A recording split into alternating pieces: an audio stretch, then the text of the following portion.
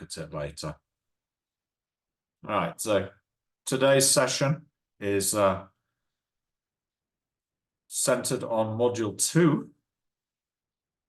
And the theme is lesson planning and use of resources for language teaching. Now, this module focuses on what teachers consider and do while planning their teaching. It also considers the linguistic and methodological reference resources that are available to guide teachers in their lesson planning. So, there are two parts to Module 2. Module 2, Part 1 is planning for teaching. So now I don't intend to cover absolutely everything today, but we're going to be looking at key themes, and you're going to be doing exercises on the Neo platform as well. Some of the material will cover maybe the gaps in what we won't be able to do today because of time. So we're going to start by looking at identifying and selecting lesson aims. We'll identify the components of a lesson plan. And then we'll look at part 2, which is selection and use of resources and materials. We'll look at course books, how to select and use them, selection of use of supplementary materials and activities, teaching aids, and we'll do a Kahoot quiz on Module 2 content to finish. I intend to divide up the session into 3 parts, 90 minutes, part 1, 15 minutes break. Then we have another 90 minutes for part 2, and finishing at around 2 p.m. Or a little bit earlier, possibly, part 3. So I wanted to just check how you're getting on with your asynchronous work. Marco had a question during the week, and she asked, how much should I be doing? And yeah, for Module 2, it's effectively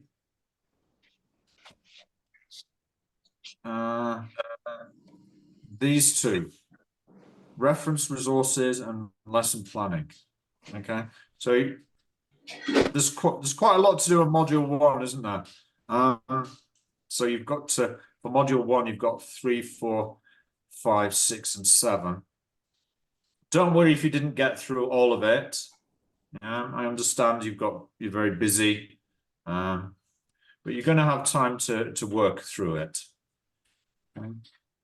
So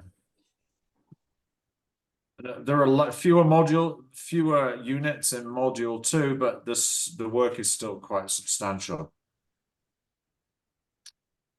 All right. So let's begin with today's session. And it's on lesson planning. So here's a question for you, a little discussion task for you.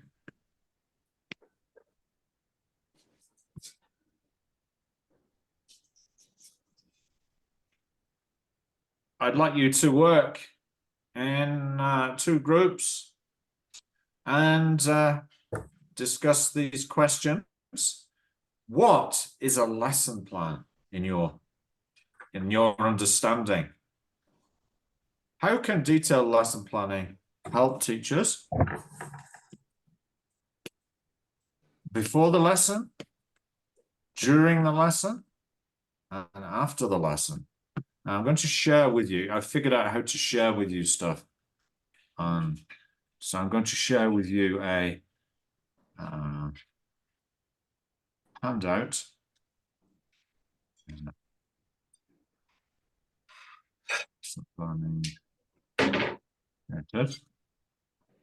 Coming into the chat now, please save it to your computer. Okay, I'm going to put those questions in the chat as well.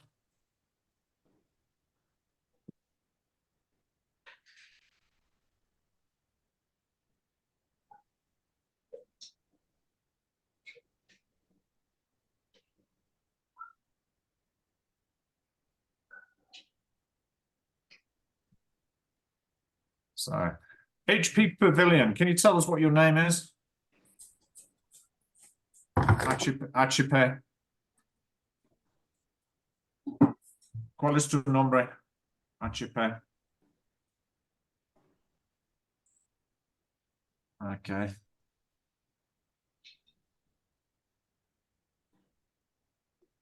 Ni modo. I'm going to put you into a group 1, 2, 3, 4, 5, 6, 7. So 2 groups. And I'm going to give you about 6 or 7 minutes to discuss those questions.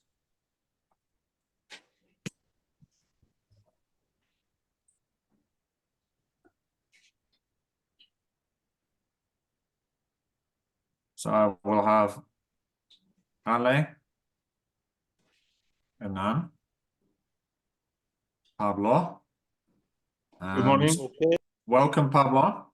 Yeah. Okay.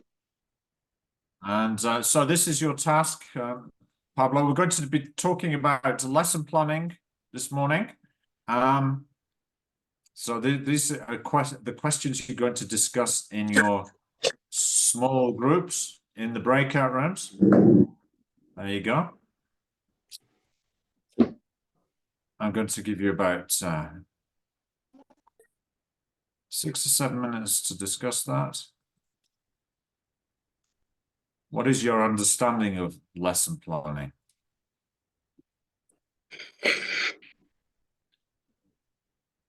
So we've got one group of 4. We've got Ale, Hernan, Pablo, and Paulina, Alicia, Claret, HP Pavilion, Laura, and Maria Mosqueda, Majo. So let's begin.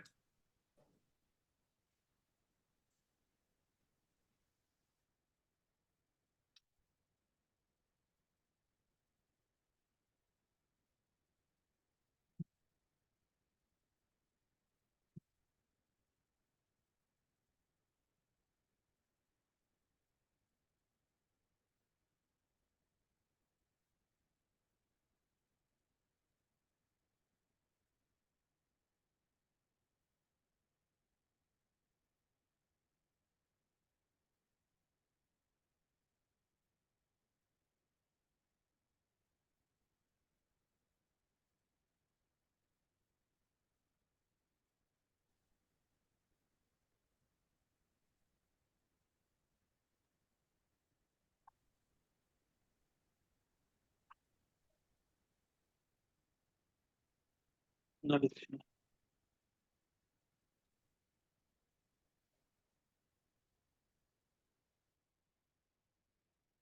Sí, ok.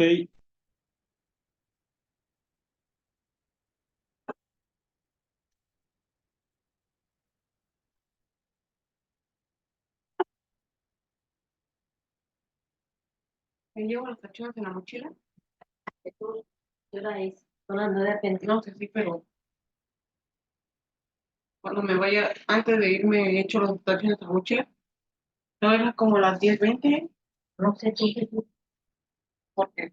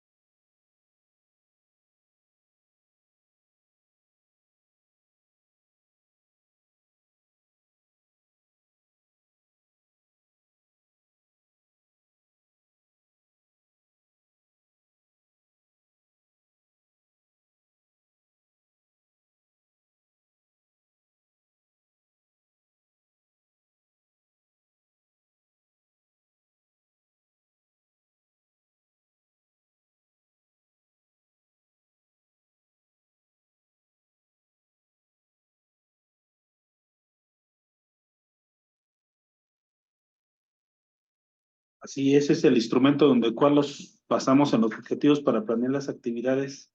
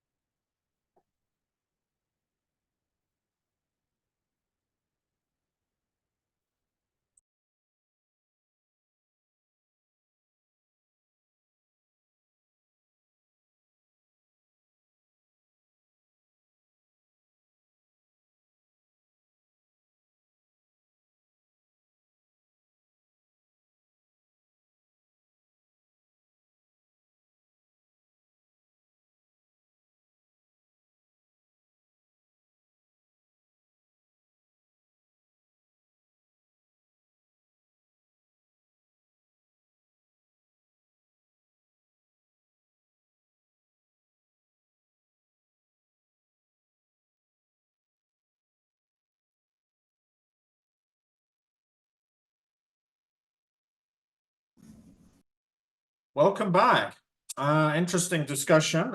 It seems that we all have different purposes for using different reasons for using a lesson plan. Alicia, you said that you mainly use it for administrative purposes, right? Yes, I said that. Yep. ¿Puedes platicar un poco sobre lo que dijiste en frente de todo el grupo? Bueno, yo trabajo en una escuela pública, trabajo en una secundaria pública y doy clase en los dos turnos. Mayormente mis clases son en el turno matutino y desafortunadamente somos solamente dos maestros de inglés para todo el turno matutino. Entonces, mi planeación como tal, como me la piden, pues la cumplo. Sin embargo, no la detallo tanto como realmente la aplico en mi salón de clases. Sobre todo la parte de las actividades. En la planeación solamente pongo de manera muy general el propósito de la clase y el tema que voy a abordar. Sin embargo, al momento de aplicarlo en clase, ya mis materiales, mis actividades como tal, son un poquito más detalladas y eso no lo plasmo en el papel de la planeación. Sobre todo porque realmente cuando yo no estoy, que era un punto que mencionaba Majo, que las planeaciones son también útiles cuando de pronto nosotros no estamos y alguien más tiene que aplicarla. En realidad para mí eso no funciona porque cuando yo me tengo que ausentar, nadie da la clase. Ajá. Justamente esta semana me tuve que ausentar 3 días porque mi hija se enfermó, la tuve en casa, entonces yo no fui a trabajar, dejé actividades para mis alumnos y ahora que regresé, la sorpresa fue que pues no les dieron la clase. Entonces mis alumnos siempre se quejan de que cuando yo no estoy, mejor ni les deje nada porque nadie les da la clase, porque la excusa es que en la escuela nadie habla inglés, más que los maestros de inglés. Entonces, pues no, mi planeación solamente se queda como un mero trámite administrativo para la escuela. O sea, a la escuela es, sí, sí cumplió, aquí está, no hay problema, pero si en realidad yo no estoy, no se sigue la planeación. Entonces yo tengo que llegar a seguir con mis actividades. Does anyone have a different experience?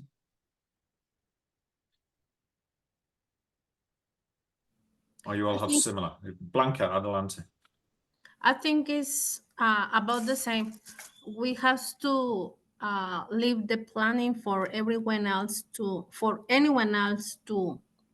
read it and understand what we're doing. But just as Alicia said, no one else is going to go and apply that planning because that's the excuse. No one else can speak English. And I was thinking the other day, really, you do not need to speak English in order to apply that planning, because I also work in a public setting, and my activities do not really need an English speaker person. But Okay. yes, just as Alicia said, it's just an administrative requirement. But don't you find that lesson planning helps to clarify your thoughts before you teach a lesson? I really need it. I really need Isn't it that the purpose beforehand. of a lesson plan? Yeah. Yes, I need it. I need the lesson plan in order to know what is my path, how to accomplish my objective. Yeah. I do need it. Yeah.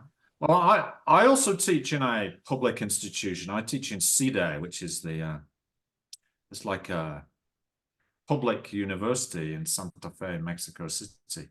And I would not be able to teach my lessons without a lesson plan because I need to like look through the syllabus and the assigned materials and decide in which order they're going to go and what type of activities I'm going to do for the lesson. So making sure that it's a varied lesson, that it's not just one type of activity like reading, that there's some speaking, there's a bit of language work and so on.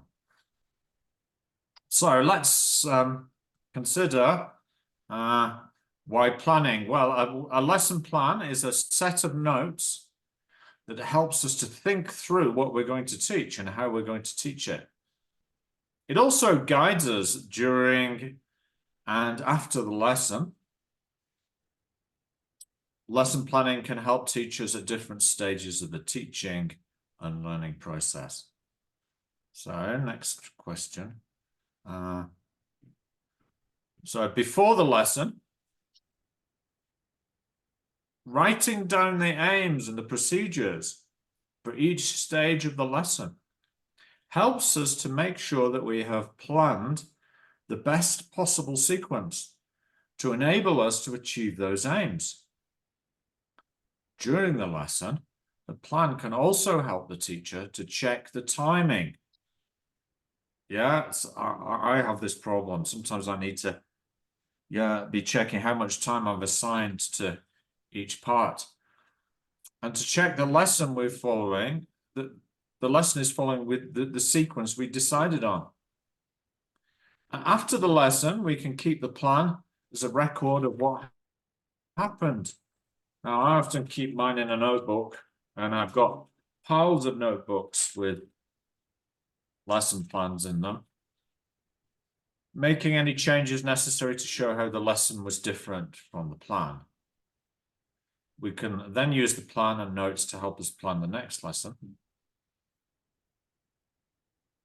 At this stage, the plan may be more like a photograph, a story, or a summary, giving us a record of a lesson. So we can then look back at previous lessons and maybe reuse them, can't we? We can reuse the lesson plans. Okay, so now we're going to look at some of the terminology which you may or may not be familiar with for lesson planning. So if you need to, you can, and in fact, I would encourage you to do this, that you should use the TKT glossary to check the terminology. TKT glossary, here we are. Remember, last week we used this, and there was lots of terminology, wasn't there? So,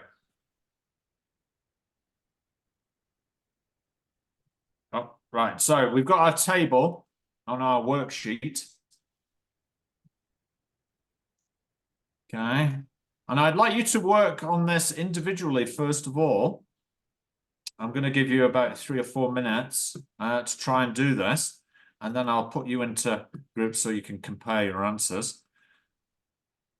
Here it is. So we've got these different terms like timetable fit, teaching aids, subsidiary aims, personal aims, procedures, main aim or aims, level and number of learners, assumptions, interaction patterns, anticipated problems, timing, possible solutions.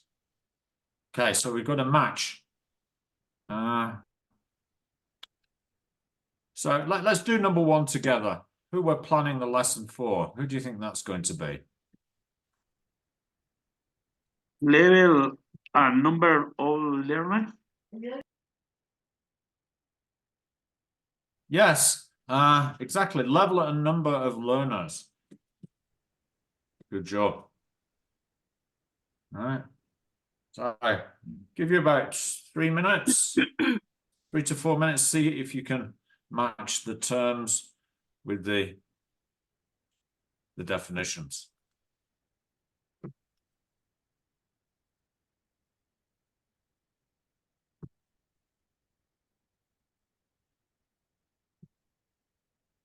Individually. Let me put it into this handout again into the chat. There we go. So everyone's got it.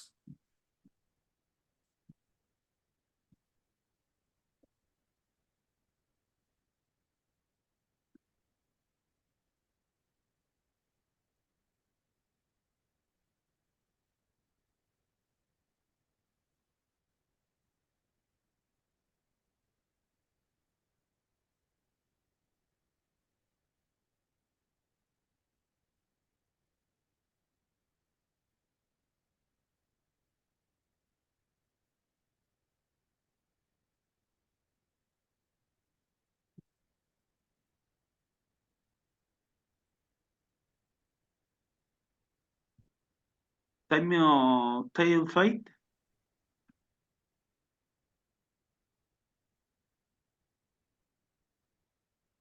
You've got a couple of minutes left.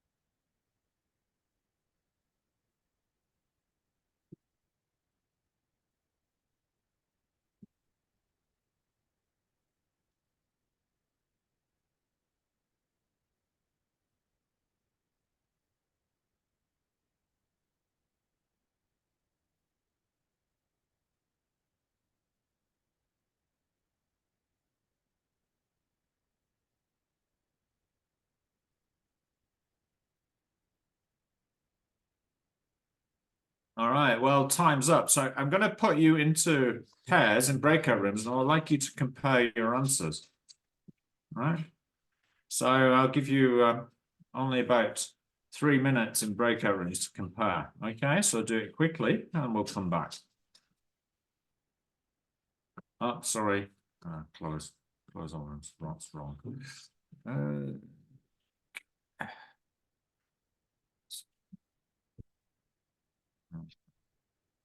Sorry, wrong ones with breakout rooms. Breakout rooms. Create. Simon. Start. Okay, now.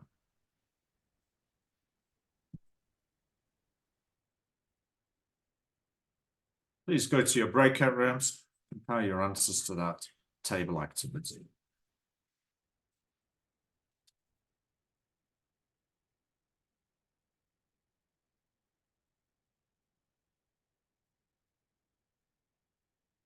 Please go to your breakout rooms, Claret and Mabel. Hang on.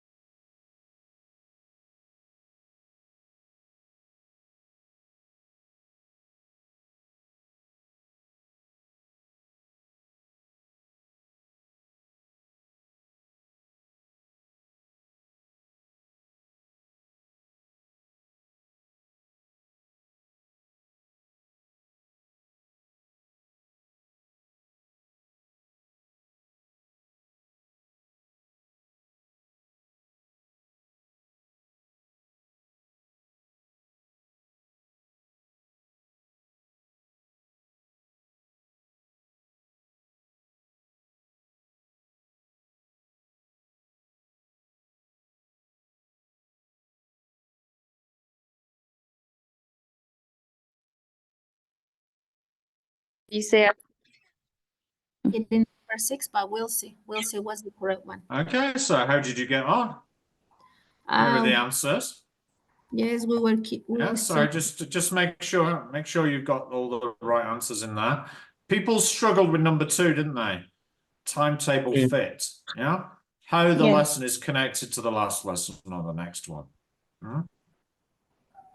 Yeah, the main aim is usually to do with like what we want to do by the what we want them to have achieved by the end of the lesson. Yeah. And subsidiary is like other things we want them to do during the lesson because they lead to the main aim. Personal aims could be aspects of our own teaching we want to develop or improve. One thing might be reduce the amount of time the teacher spends speaking to the students. Because the problem might be that the students wouldn't understand what you're saying if you're talking a lot in English, right? So we want to maybe reduce our own teacher talking time, but increase the student talking time, right? So that could be a personal aim. And it could be that an observer has said to us, hey, you need to reduce your teacher talking time.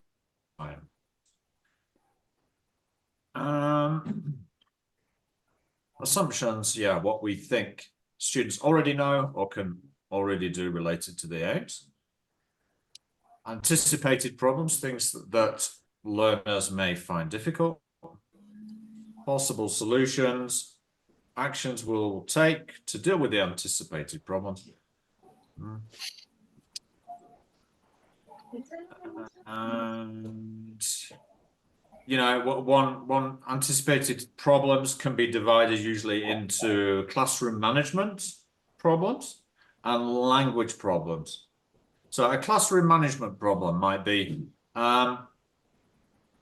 when students are working in pairs, they speak a lot of Spanish, right? Could be different reasons for that. Maybe it's because one of the students is weak and they in English. So the solution could be periodically change the pairings of the students. So sometimes the student is working with another weak student, but sometimes is working with a strong student that will help to bring up their level. Right, so that side. Oh, sorry. And teaching aids, yes. Useful reminders of things to take to the lesson, like, I don't know, scissors or marker pens. Procedures are tasks and activities for each stage, yes, that we would write those in the lesson plan probably. Timing, length of time needed for each stage or activity, and interaction.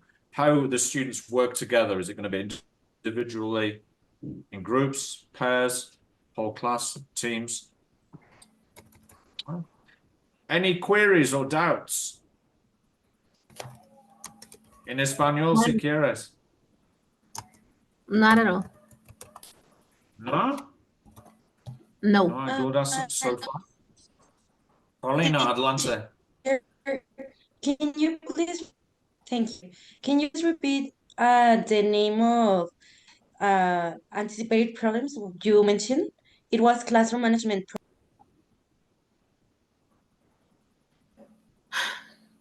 Well, it could be it could be language that students find difficult, right? For example, they're doing a reading and the word biscuit appears in the text, and it's a British English text, right? So whereas biscuit means something different to Mexican students than it does to British students.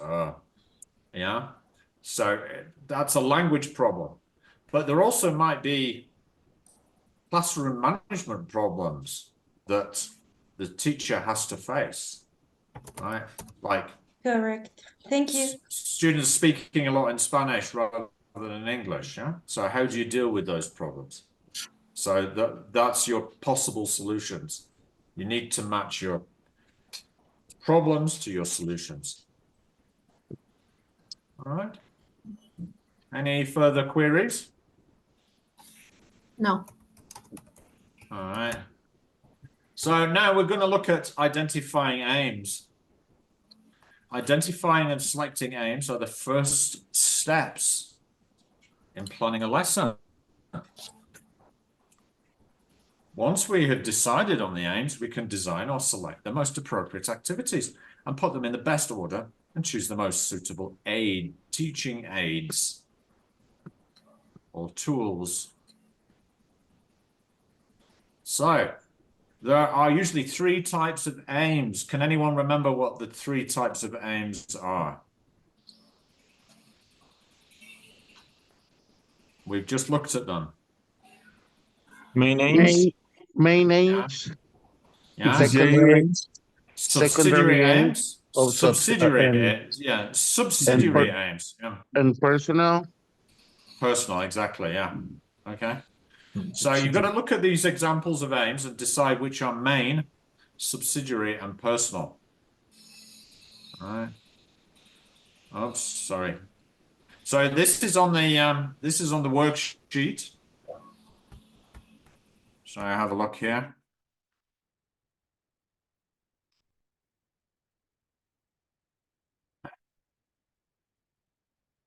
Which do you think are main? Which do you think are subsidiary, and which are personal?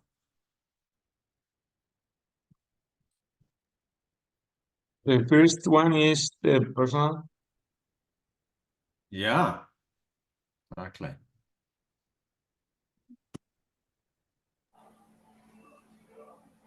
The second one could be main. Main. And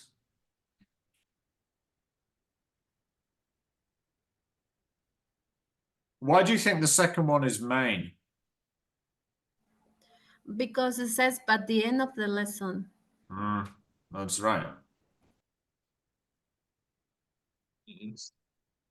And so the final one must be subsidiary, right? Now, the subsidiary ones help to achieve the main aims, right? So modal auxiliary verbs like could you give me is essential for making polite requests. And also lexis for travel or accommodation, like hotels,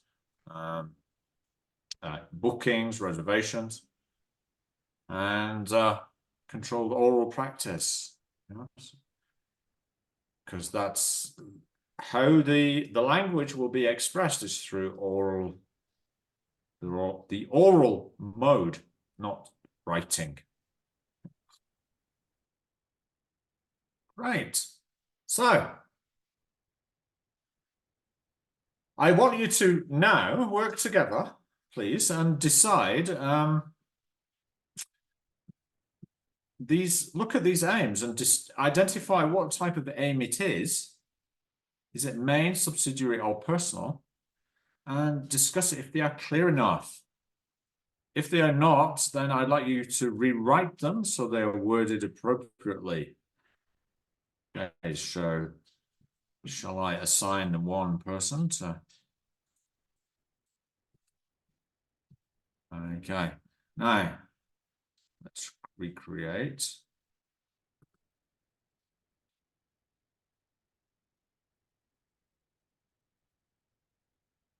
So I'm going to split you into 4 groups. Alicia, Ignacio, and Majo.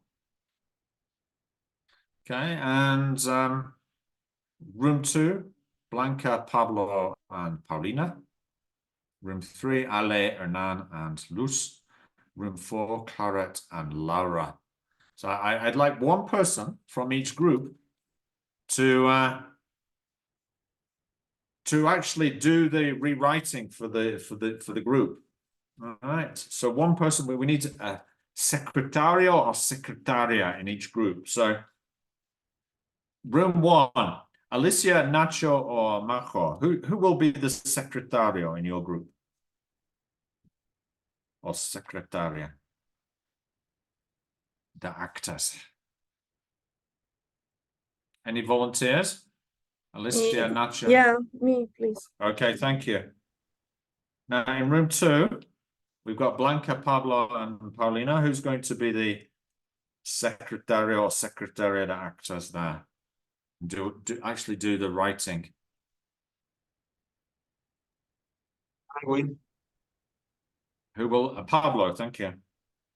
All right, so you can report back at the end. Room 3 is Ale, Hernan, and Luz. Who will be the secretariat actors?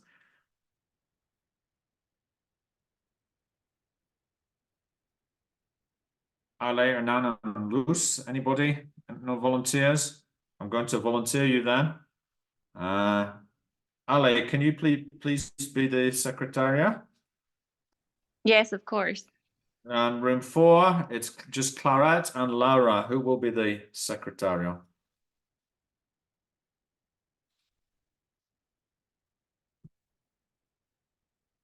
Any volunteers? Okay, I'm going to nominate Claret then, please. All right, so I'm going to give you Okay. about 6 or 7 minutes to work on this. Open rooms now.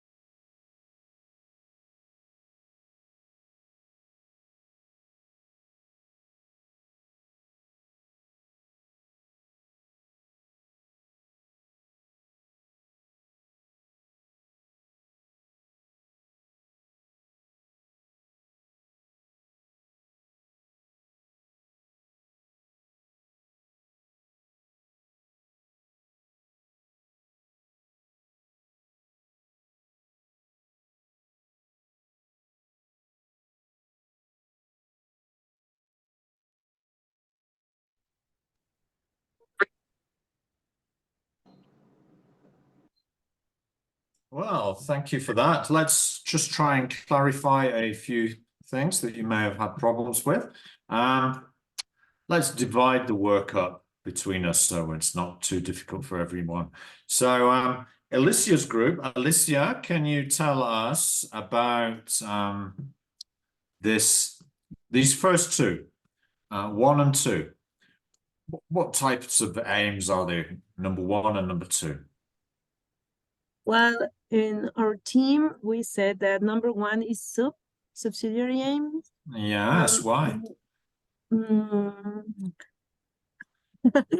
I didn't I say agree. why. I agree, but why? Yes. Because to give students fluency practice is in during the lesson, during activities, is not at the first or at the beginning of the class, is always in the process, right? So I think that is why. And the number 2, by the end of the lesson, students will have used past simple. We said that it is a main aim because it is important to our students to learn about all of the past simple is very important. So absolutely correct for both. No, I think that is a main aim. yeah, And that's why in the number 4, that's right. that's why in the number 4, sorry. Yeah. In the number 4, we rewrite the don't text. talk about don't talk about number 4. Could you improve? Sorry. Could you improve number 1 and 2? Could they be improved? Okay. That's my question to you. Only 1 and 2. Yeah, Only just 1 1 and and 2. 2. Sorry. Podríamos Yeah, but mejorarlos. we didn't like make any changes to it. Okay. Well, let's look at that then. Okay. So I'm going to share. Don't worry. So yeah, you were right. Number 1 is subsidiary, but it doesn't say whether it's writing or speaking fluency because it could either be writing or speaking. And number 2, we didn't. There's no mention of context, right? So it's important to have a situational context for this past simple to be used because there are so many different situations in which past simple could be used. So could it be to talk about life events? In 1967, I got married, and so on. Yeah? That makes sense? Yes. Yes. Actually, in our room, we add something about number 2, Yeah. like to be more specific of when they are using past simple. Yeah. And it was for describing an activity that a student did during vacation Yeah. or during the holidays. Very good. Yeah, that would be a good way to do it, wouldn't it? Yeah. That would make it more meaningful for the students to have that clarification of what is the context. Good. Now, who's next? So the next group is Pablo's group. Pablo, can you tell us about the next 2? 3 and 4. Yeah, 3 and 4, please. To establish the context of the lesson, it is a personal aim. And the 4 is to teach past simple. I think is, well, our team thought it was subsidiary. Okay. I think it's probably going to be the other way around. And could you improve these? Is it possible to improve them? 3 and 4. The 4, I think the 3 is clear enough. Well, our group 14. And the 4, we improve it this way to teach past simple of regular verbs related to holiday activities. Yes, because that would give a context, wouldn't it? Yeah. Yeah. That's good. Yeah. That's exactly what you should do. So try to give a meaningful context. So Thank you. the sample answers here is to establish the context of the lesson. That's a subsidiary aim. But could you give a little detail about the context? What is the context? Number 4, to teach past simple. That would be the main aim. It's better to say what students will do in what context. So the scope of the language focus is very wide. Will you cover also regular and irregular forms of the past simple? Will you cover affirmative, negative, and interrogative? The different forms, yeah? Because it's very wide, very wide. Can you aim to teach the past simple in a 45-minute lesson? No. Not really, no, right? No way. Not really, no. So you need to narrow your focus, right? That's what we call the scope. No? So we need to narrow the scope in our aims. So room 3 was Ale. Ale, you did 5 and 6. Yes, we said that number 5 to develop learners' reading skills would be a subsidiary aim. And number 6 to reduce my teaching talking time would be a personal aim. That makes sense. Yes. So here are the suggested answers, but could you improve them in any way? Could you rewrite them to improve them? What about number 5? Could you improve that one? We didn't talk about improving none of them. Okay. Well, what about this as an example?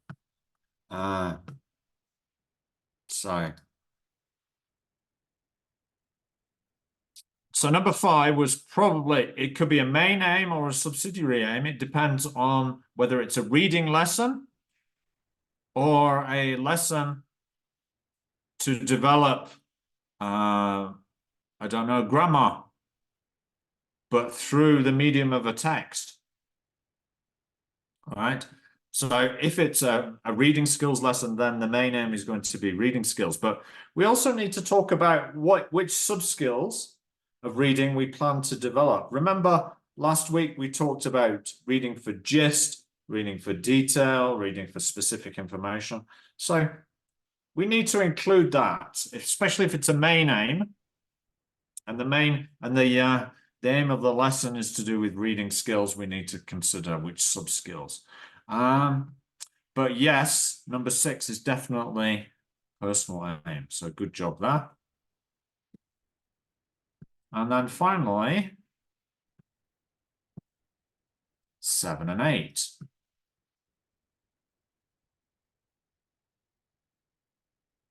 Claret, could you help us? Yes. And number 7, to try different error correction techniques, will be subsidiary. And number Think no. again.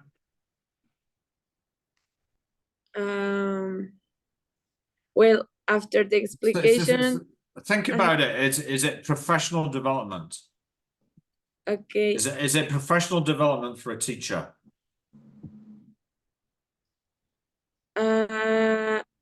Personal? Yeah, it's because it's like it's a teaching skill, isn't it? That you want to put into practice. Okay. Maybe you've been observed by your supervisor, or language coordinator, and they said, I think you need to try different correction techniques. All right. So in this lesson, you decide to try them and you put that in your lesson plan. Okay, thank you. And the last one, by the end of the lesson, learners will have practiced asking and giving personal information will be main. Correct. Is it a good main aim? Yes, because by the end of the lessons, it's like the examples by the end of the lesson, learners will have practice making polite. It's like the same technique, maybe. Yeah, yeah. And no, it's a good aim. It's a well written aim. So you're right. So 7 is a useful personal aim to experiment with different error correction. But you could say which ones, like, is it delayed error correction or is it on the spot correction? By the end of the lesson, learners will have practiced asking and giving personal information. It's a well-written main aim for a functional language lesson. Functional language is like everyday language, useful language. All right, any queries before we finish on this topic of aims and lesson planning? Could I That's see the all we first? have. Yeah, go Sorry? ahead, Pablo. Could you show me the first two? The first two. illustrations? Yes. Yeah. The Let's play that. clarifications. Yeah, sure. Yeah.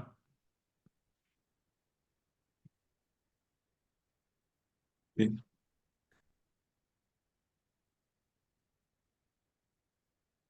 Any other doubts? Thank you. Queries? Okay, so we've got about 23 minutes before our break. So I'm proposing to move straight on to course books.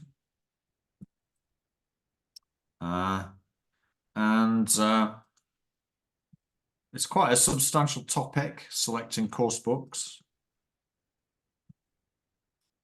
And we're going to be actually evaluating a course book.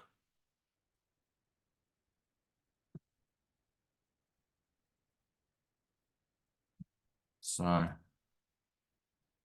here's the topic.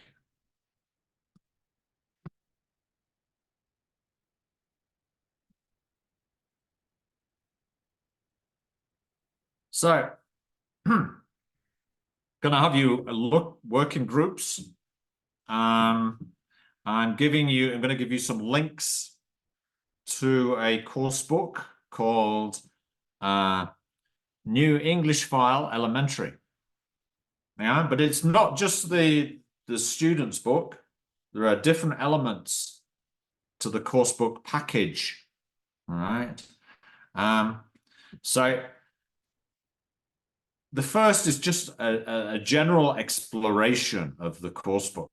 So I'm going to give you the links, and I want you to do a kind of a tick box thing in which you identify the items or sections you can find in the course book.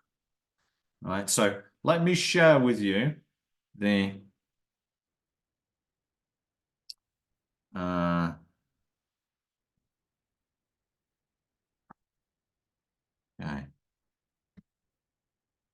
I've got a handout that I'm going to share with you first. And it looks like this.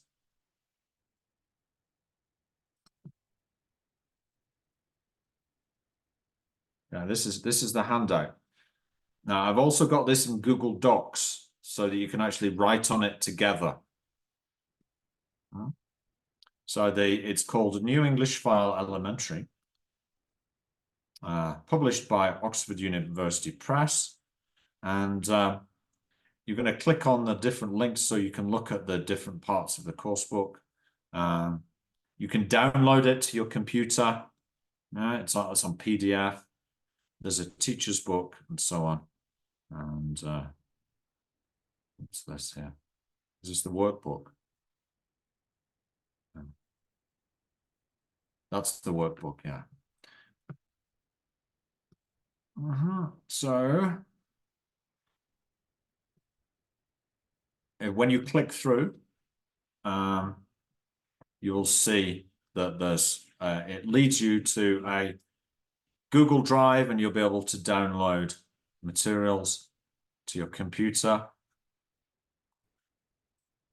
or just click on them and you can look at them if you're worried about downloading. Now,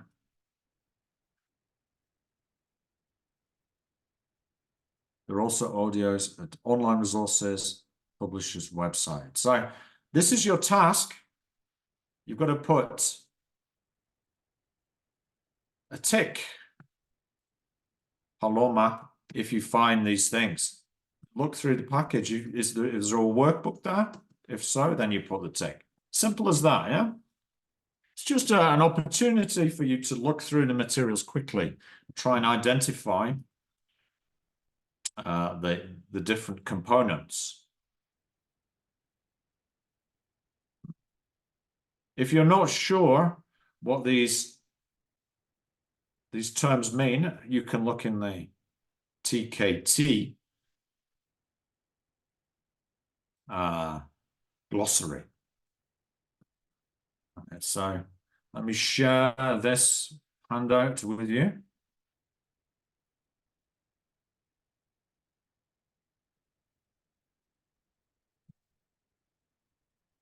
Okay.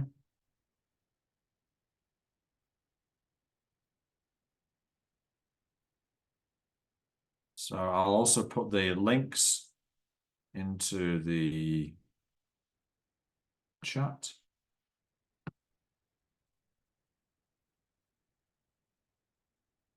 I'm going to give you about 10 minutes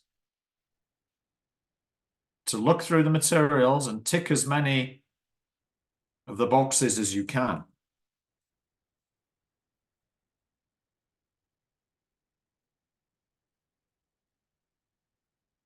Those are the links.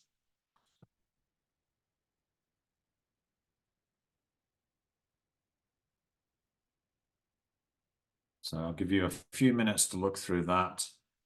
And, tick. Items. Do it individually, and then we'll check together at the end.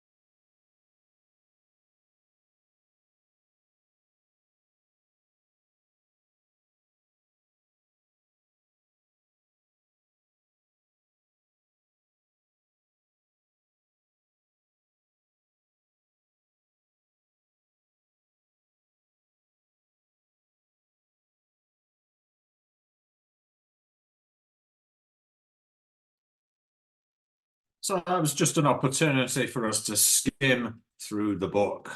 Now, don't worry if you didn't find all of these things. We'll have a quick check now.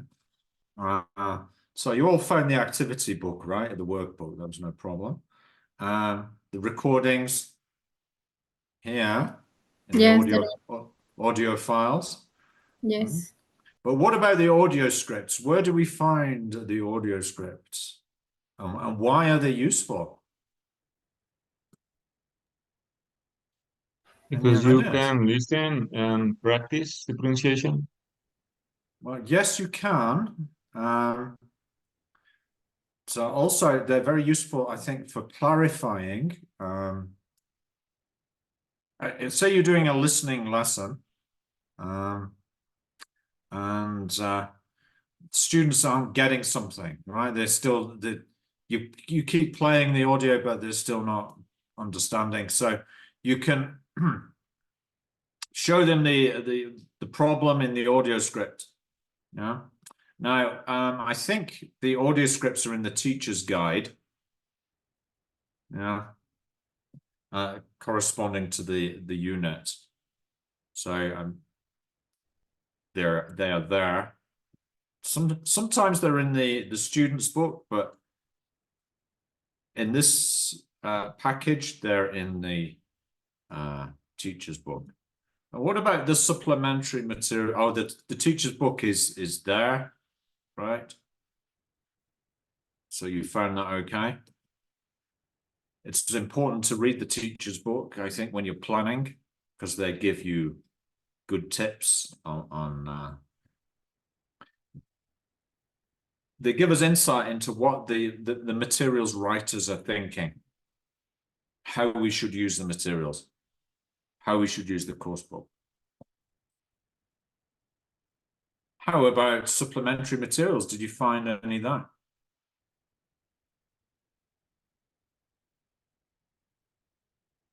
Where would you find the supplementary materials? You mean like posters or flashcards or anything like that? Well, it could be, yeah. Or for example, it could be. No, that's not right. Here it is on there. And if you look on the teachers online resources, you click on there and you get this, right? English file student site. So here you can find extra materials. Yeah. Now, the students can do this independently, or you as the teacher can also get this material. All right. Like the mini dyslexic reading texts, for example. That's quite could be quite useful. Many students have learning difficulties, right? So that would be considered supplementary material. All of this stuff in here, because it's not in the course book, is it? It's in the periphery. Yeah, you see what I mean? Yeah. I was gonna say that like most of these books have like enough material, or in this case, these extra activities. And I like the fact that they are for you like at the end of each unit, and you decide whether or not to use them. Yeah, that's right. And they all help you when you're planning, don't they? Sometimes it can be almost too much, the material they give you these days. But there it is. There's the supplementary material. Mostly these days it's online, although some of it may also be in the teacher's book or teacher's guide. Yeah. And then what about the test or test-like activities? Where can you find that? Then at the end of the unit on the student's book, on the activity book. That's exactly right. There they are. It's called What Do You Remember? So that's the test-like activities. Yeah. There we go. So what about reading material?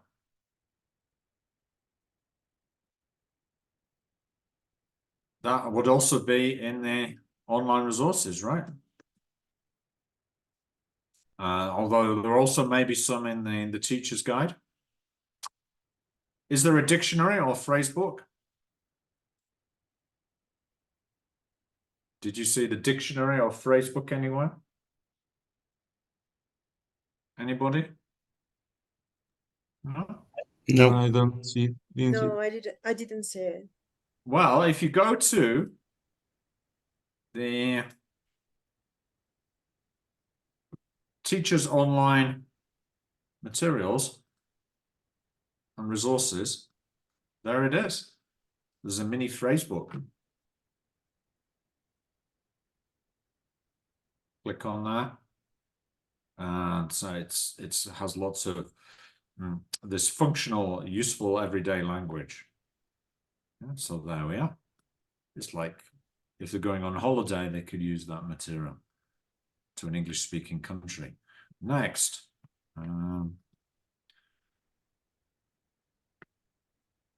It's yeah, I think I've got too many things open. That's the problem.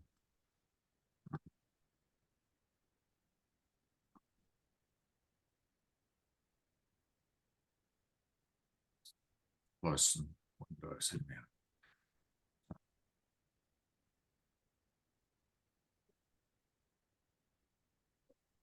We're almost done. So we've got the dictionary or phrase book.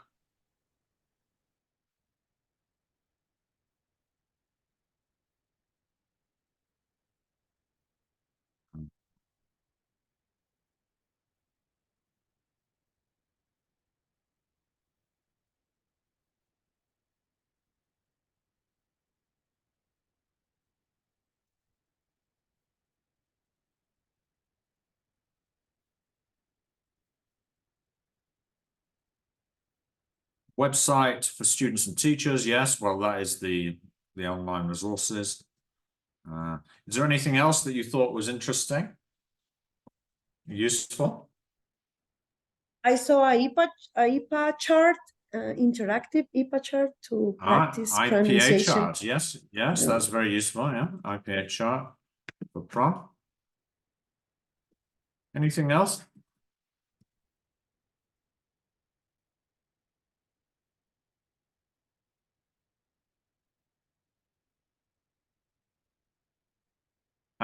Yes.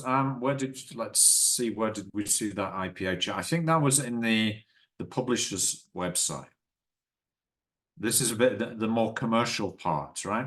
When they're trying to sell you to try In to sell. beginners, Yeah. in beginners pronunciation. Yeah, they're trying to sell you more products, aren't they? Yeah. No, this is the more commercial part of it. No, it's not that. Or say it app here. Can you see that?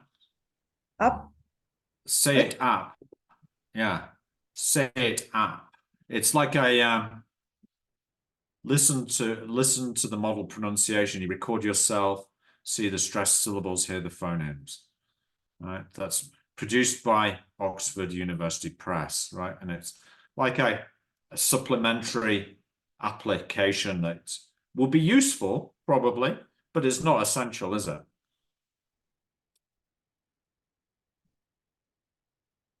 So that would we would consider this here it is, this Say It app here as supplementary material. But it's not essential to the course. Okay, so let's take a break, 15 minutes. When we come back, we're going to go into more detail with course books. All right. Return at 10:45. Andrew, Yeah, can you send me the document with the links, please? sure. I'm going to put it into the common chat for everyone. Oh, sorry, I sent it just to Claret by mistake. to everyone. Here we are.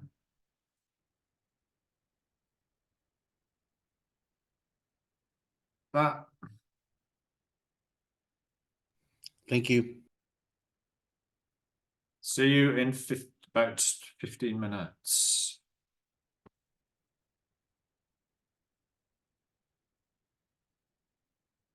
Yes. Use these catalyst criteria to evaluate the course book. Okay, so we're going to think of some questions for each of these initials of the acronym. Now, on your handout, you'll notice I've given you a question already for the communicative. So the question is, are there activities that make students use the language in a meaningful context, in a personalized way, in a purposeful way? Okay, so if you think they do, then you can put a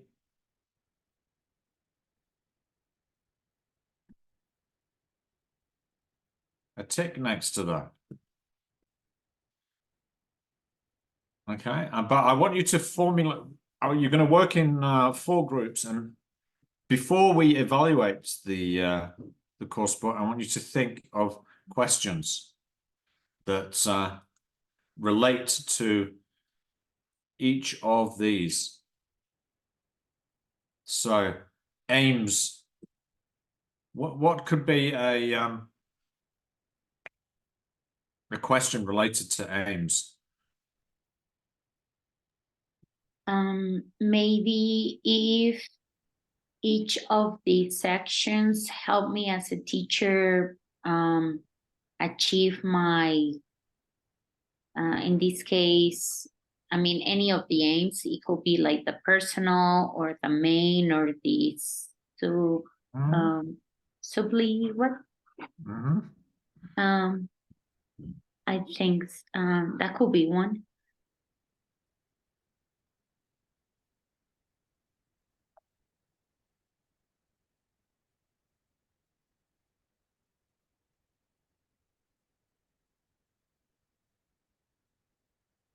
Now, the aims often come from the syllabus or curriculum, don't they?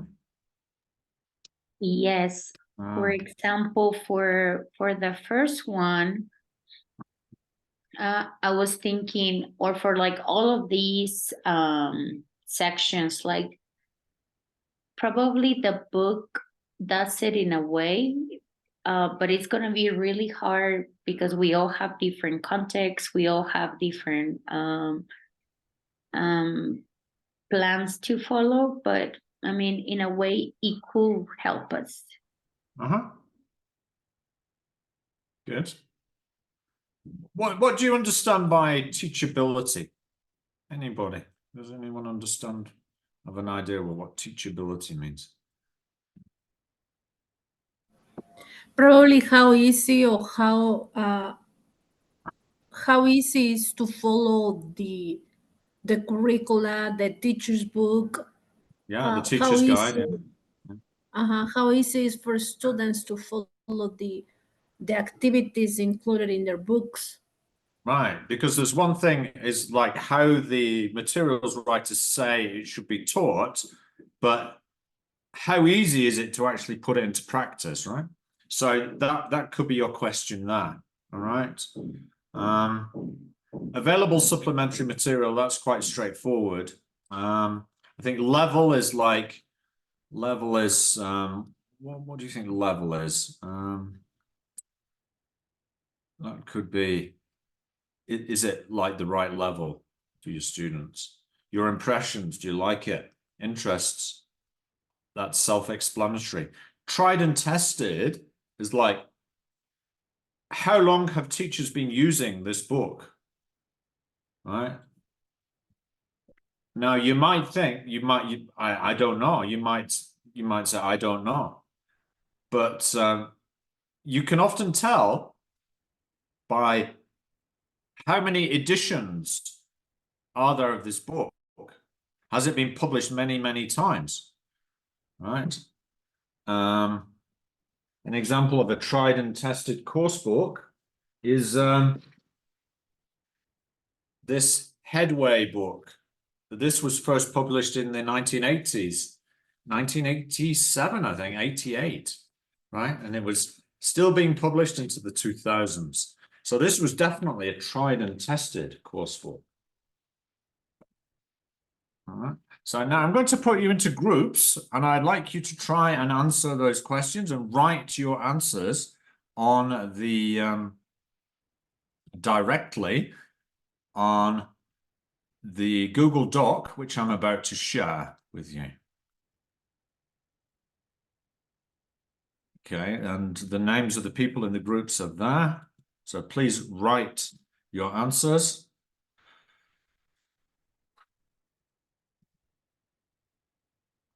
On the Google Doc, please click on confirm that you have access to the doc.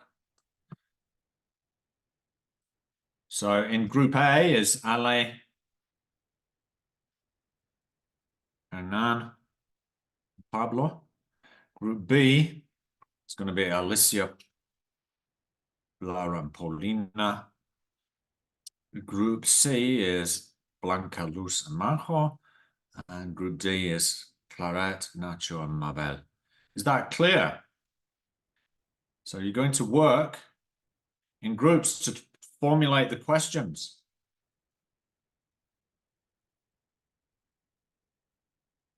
Any queries before we begin?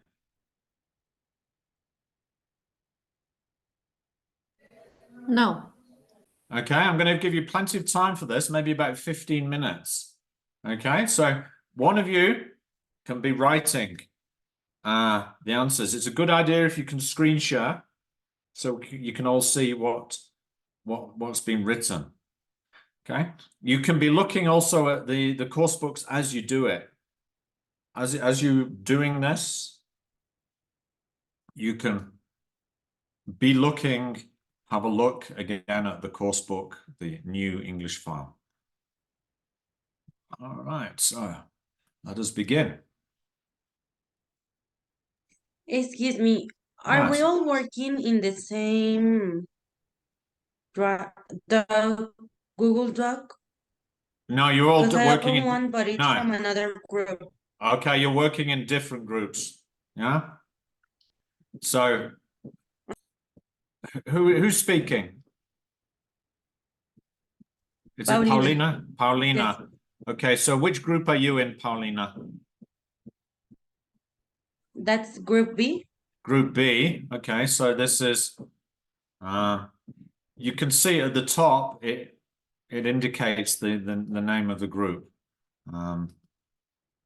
So if I click on group B there, you can see it says coursebook evaluation group B.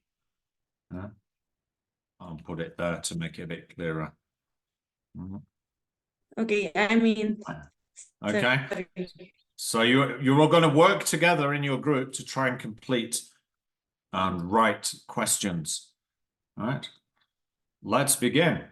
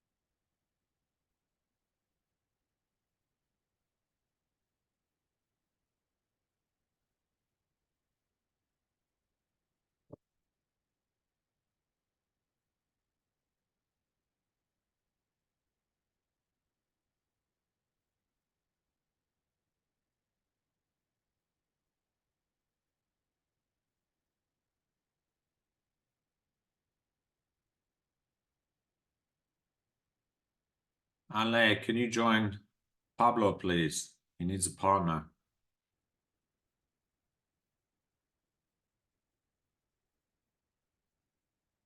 Mabel, you're in group 4. Thank you.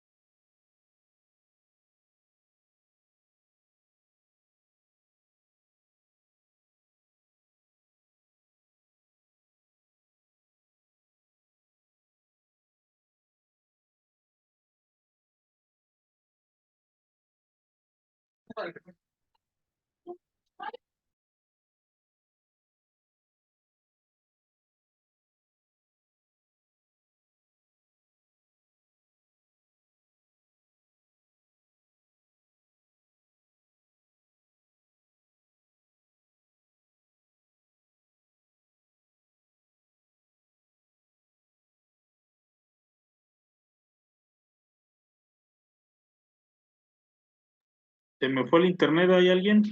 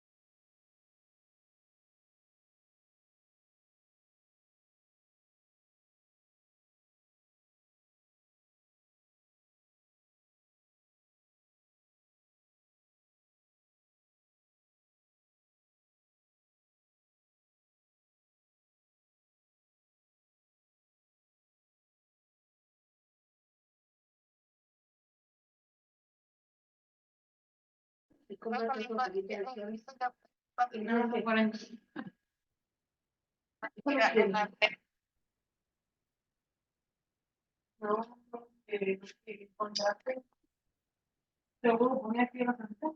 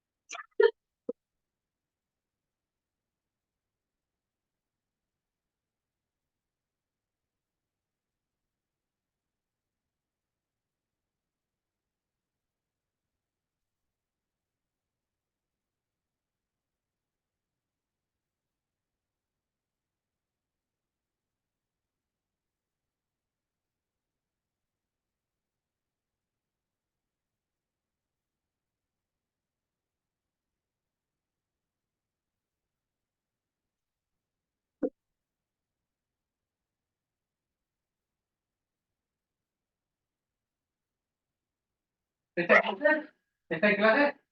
¿Y así tiene todo pintado el tablero, ¿Cuál tablero? El de las llaves. Ya agarró pintura y le puso que plata y que negro. ¿Quién? Uy, ¿Con qué las pintó? con el spray. A ver, ven para acá, cabrón. ¿Dónde está Jesús? Háblamele. ¿Qué? Ve y bórrame todo lo que pusiste si quieres ir a jugar. Ve, bórrame todo lo que pusiste. Ah, ven, cabrón. Ven. ¿Quieres que te agarre putados? Ok. ¿Quién pintó todo allá? ¿Quién pintó todo allá? ¿Quién pintó todo allá? ¿Quién pintó todo allá? ¿Fuiste tú o no? Nada más dime sí o no. ¿Sí o no? ¿Ah, no? ¿Quién pintó todo eso? A ver, esta raza sí, sí, lo que tú. ¿Quién más para? ¿Quién pintó todo esto? Ven para acá. Ven para acá. Muévete.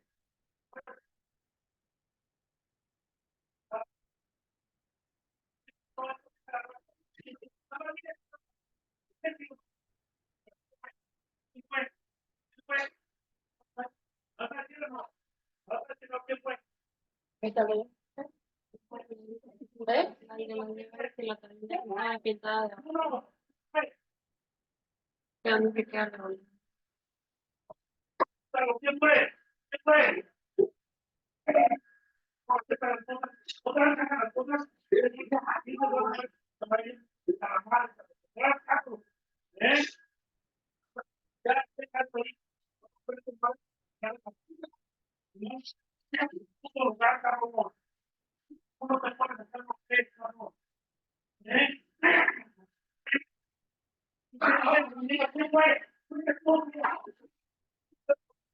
Pero lo que pasa es que no puedo creer.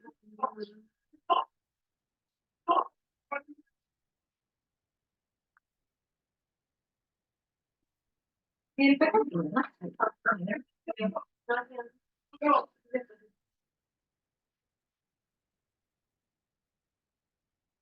nada más puedo pintar una pared. Primero recojo.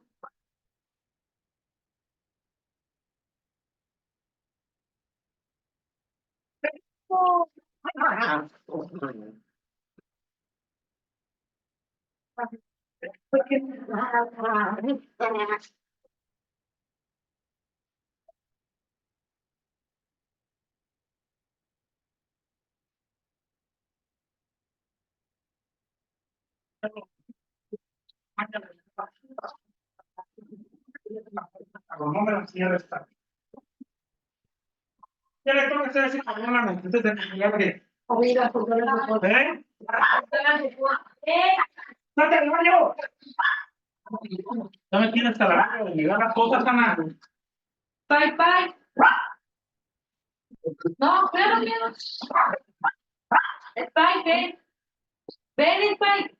No es comida, ven. Ven. No es comida, ven.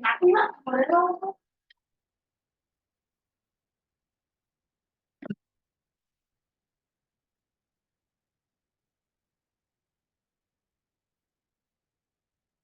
Pero me baño. Date, cabrón. Date. Bye, pues para no fue con A la verga, cabrón. ¡Salte! ¡Salte! ¡Salte! Otra vez que mire las pinches cosas y me te voy a reventar tu madre en los huevos.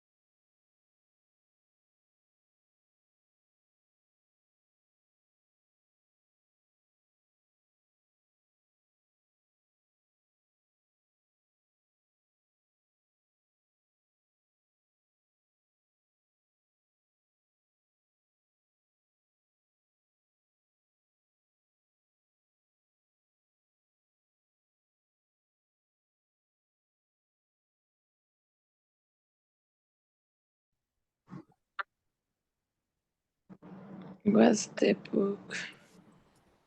Wow. Well done, teachers. You've thought of some really good questions so far. But don't worry if you feel that you hadn't finished, because I want you to now compare answers with people from another group. All right. So I'm going to put A and B together in a breakout room. So that's Ale, Hernan, Pablo, Alicia, Lara, and Paulina. Okay. I'd like you to share the questions that you have so that you can add more to your list of questions. All right. And groups C and D, I'd like you to compare your answers. So that's Blanca, Luz, Majo, Claret, Nacho, and Mabel. So you're combining your collective wisdom, okay? Su sabiduría colectiva. All right. So están combinando. So I'll give you about 6 more minutes to do that, so you can. It's a compare and share, really. What's this?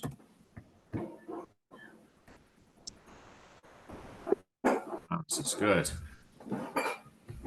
And if you finish a bit early, then you can start to think about problems with materials and course books.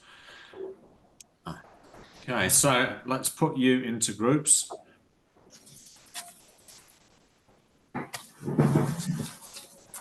Two. So what?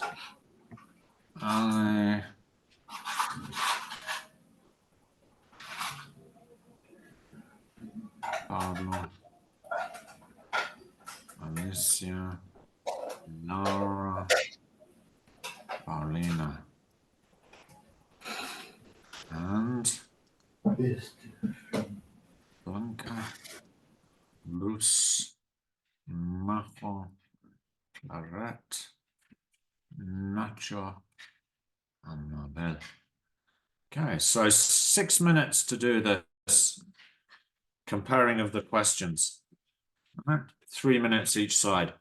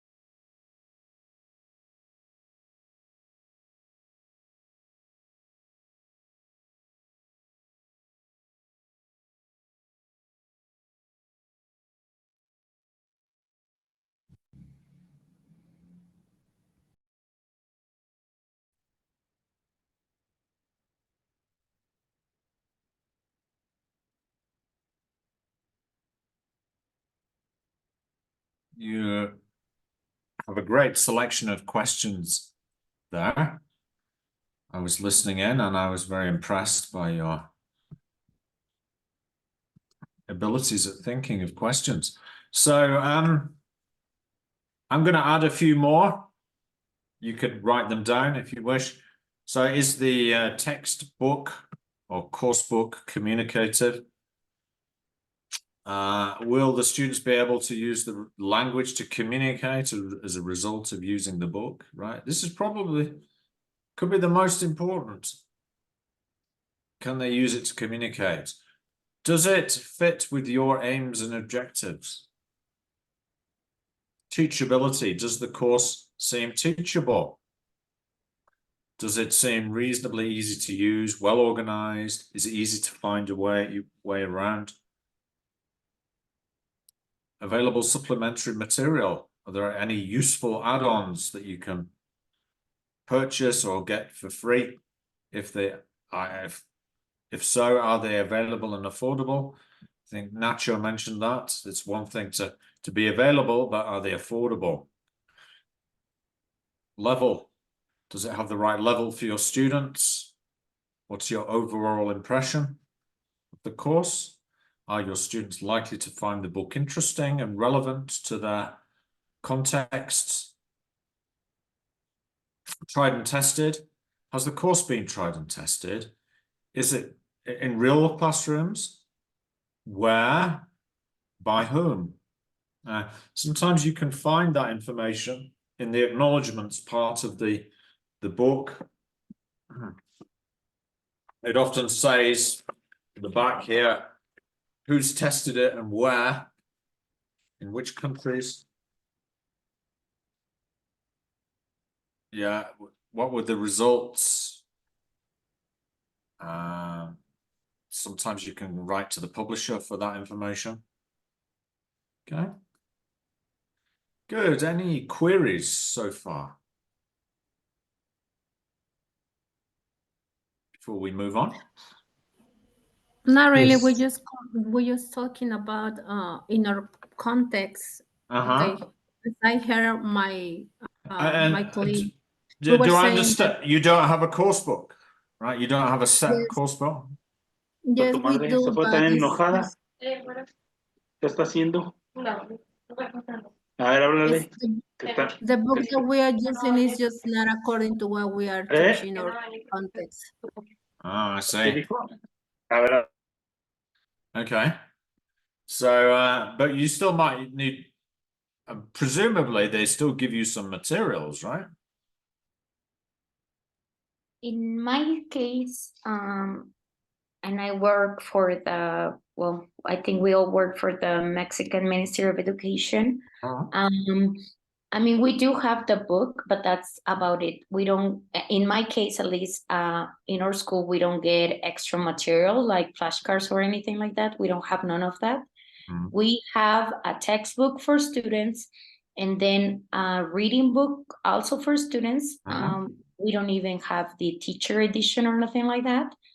And I don't know about the others, but for me, it's the same as if I didn't have a book because I can use it. Is out of the reality of a student's level. So in this case, I always have to plan according to the content I have from the National Educational Program. But in this case, myself, I have to plan the activities. I have to bring copies. Gosh. So that's there. So Yes. supplementary material is very important for you. Yes. Yes, in my case, I am in the same situation because I am teacher of telesecundaria and we don't have books and we need to plan my activities for my students. I am in the same way. I always make my own materials. I search for in Google. I'm subscribing in a page. It's very useful for me.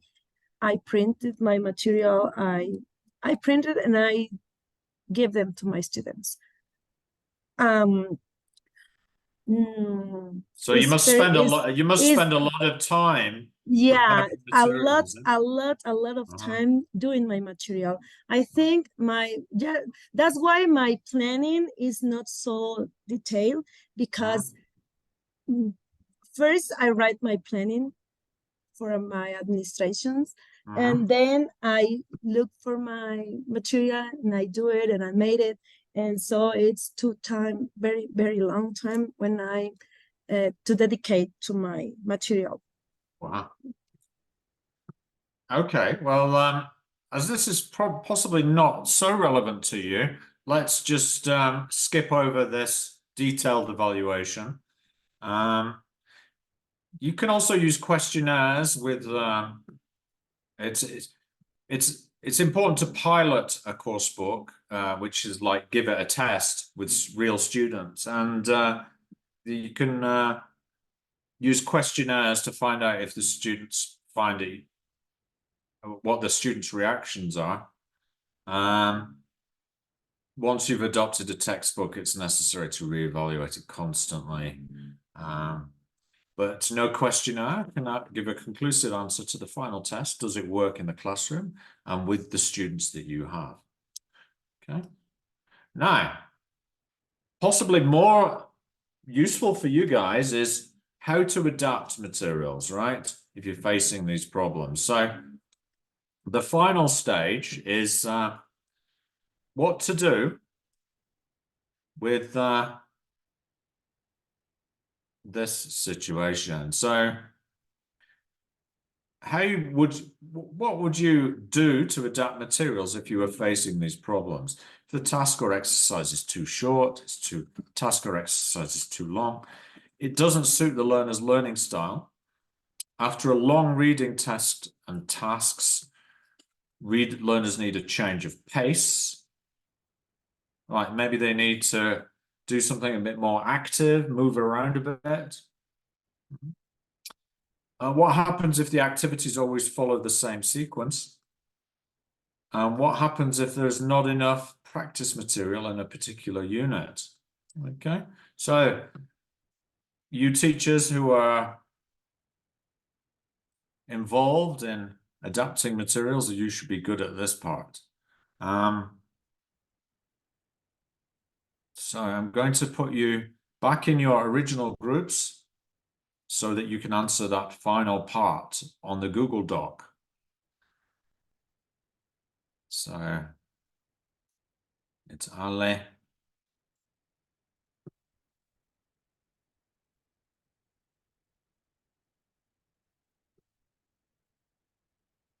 And we've got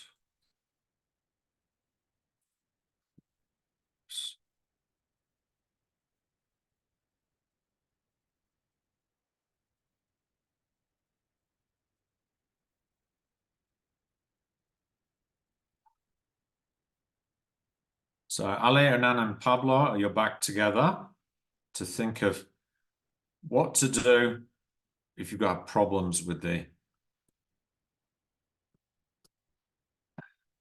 course book. What are the solutions you could put into practice? In the case that you may not have a course book. Maybe you could add that at the end, what to do. Could you create a bank of materials with other teachers?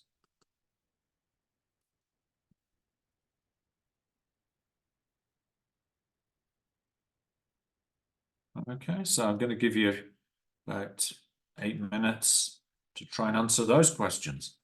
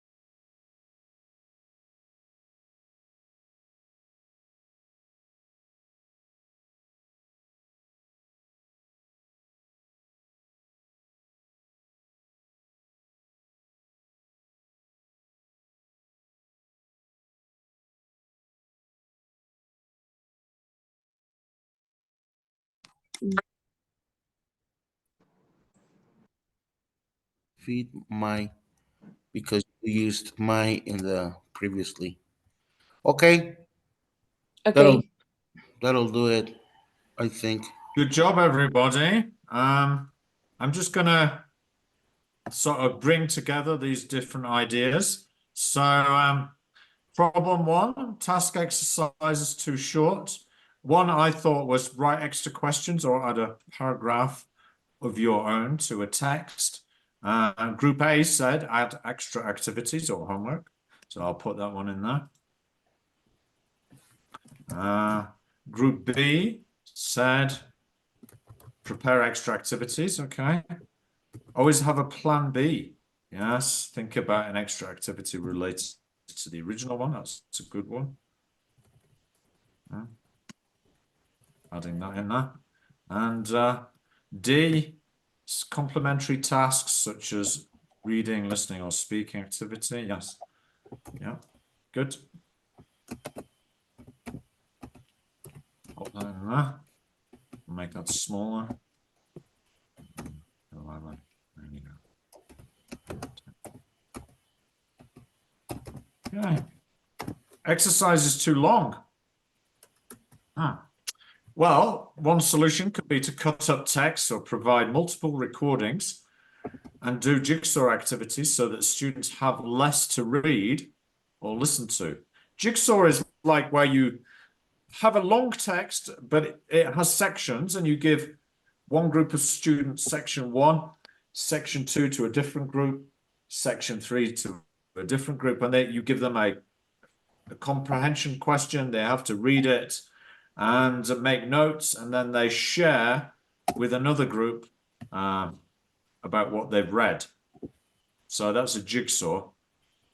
You could also rewrite the tasks to make them easier, ask more general questions if it's too difficult, reduce text by removing a difficult paragraph, or break recorded materials into chunks or sections. So, yeah. A said emphasize the most relevant topics. B said section the activity to work in pairs or groups, which is like a jigsaw, I think. Finish it for homework, continue next class. Yeah, that could work.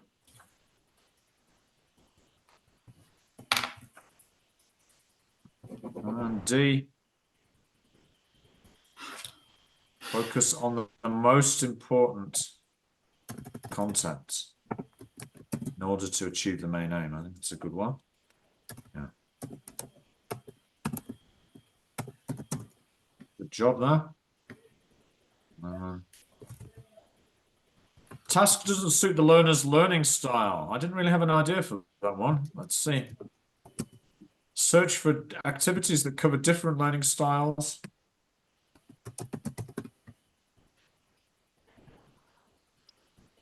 It's D.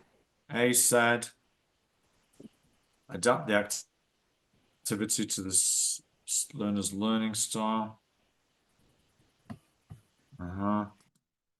Though it doesn't say how, does it? Modify or do the best possible. Okay.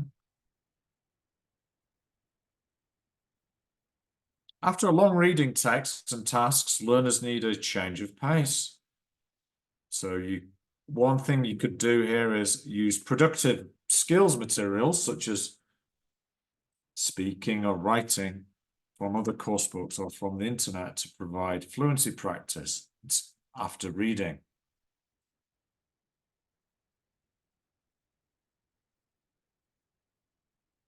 Yeah, A said change the activity to practice a different skill. Good one.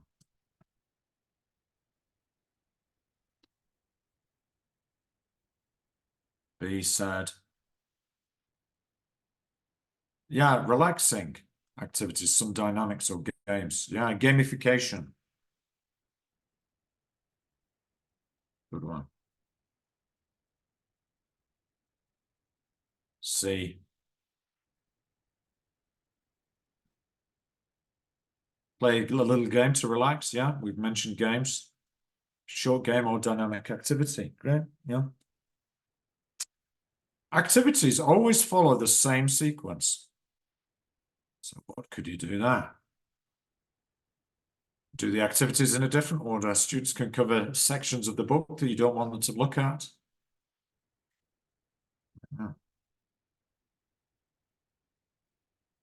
Yeah. Have a variety of activities to spice up the class.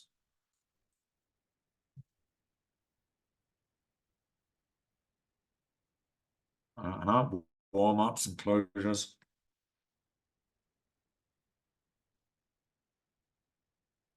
See. Ah, yes, that's a good idea. Use a flipped classroom. I think that was Nacho, wasn't it?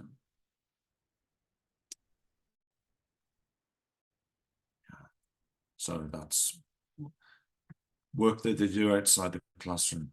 Mm-hmm. Different strategies to go in. And not enough practice. You could use the internet for that.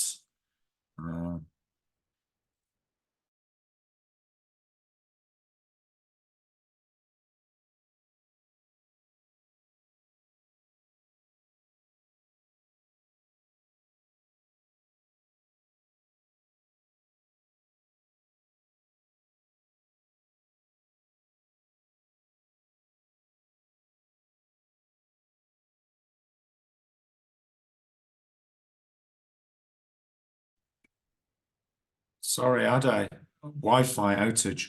And we're just about done. So I will share this version of the handout with you. Just put in the final part here.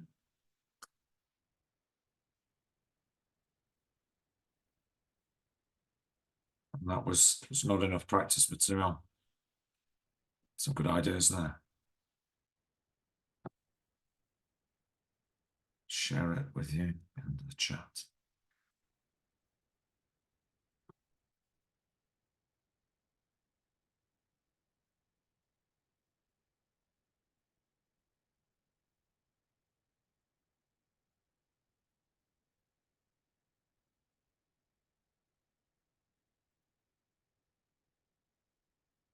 So, there you go.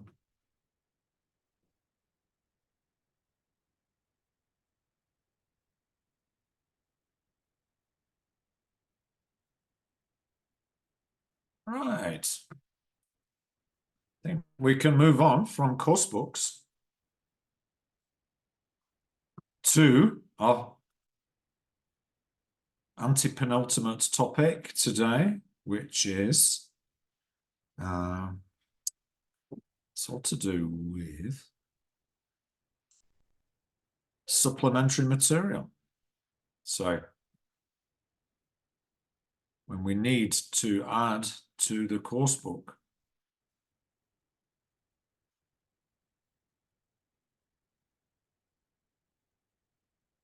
let me just get this ready. We're going to have another break at 15 past the hour. But before we do, we need just to get started with this slightly different topic. It's related. It's all module 2. Question. What do we call books, CDs, DVDs, and other materials that teachers bring to the class as extra material / activities to use instead of or as well as material in the course books? What do we call that? Sport materials. Would that be supplemental, right? Yes, it is indeed. It's supplementary material. Supplementary material. Okay, so I'm going to give you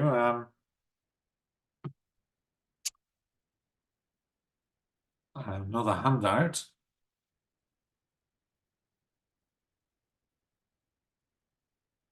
But before I do, I think I need to get you to brainstorm some supplementary material. Yes, I do. Okay. So I'm going to put you into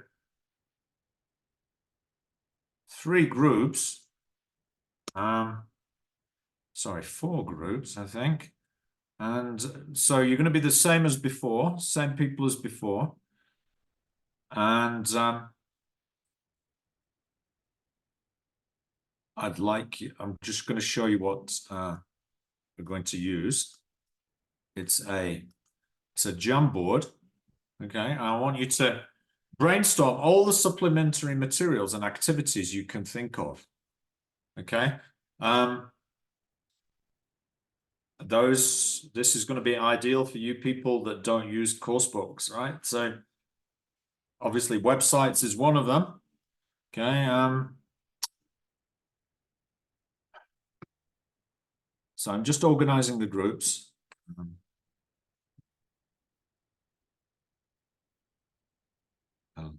So it's the same people as before, just for economy.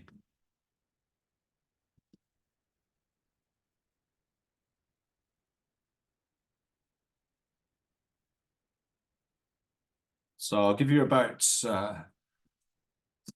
4 minutes, I think 3 or 4 minutes to brainstorm as many supplementary materials as you can. Remember, this is the definition of supplementary materials on the board here. It's called this. So these are materials that teachers bring to the class as extra material or activities to use instead of, in place of, or as well as material in the course books. Okay, so here are your Jamboards. Please write on the Jamboards that you've been assigned.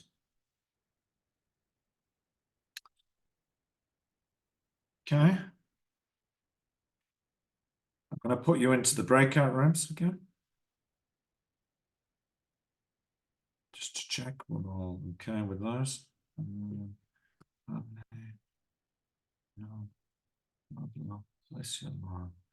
Yeah. So you can start, just write on the little stickies, yeah? I'm going to give you 4 minutes and see how you get on. Starting now.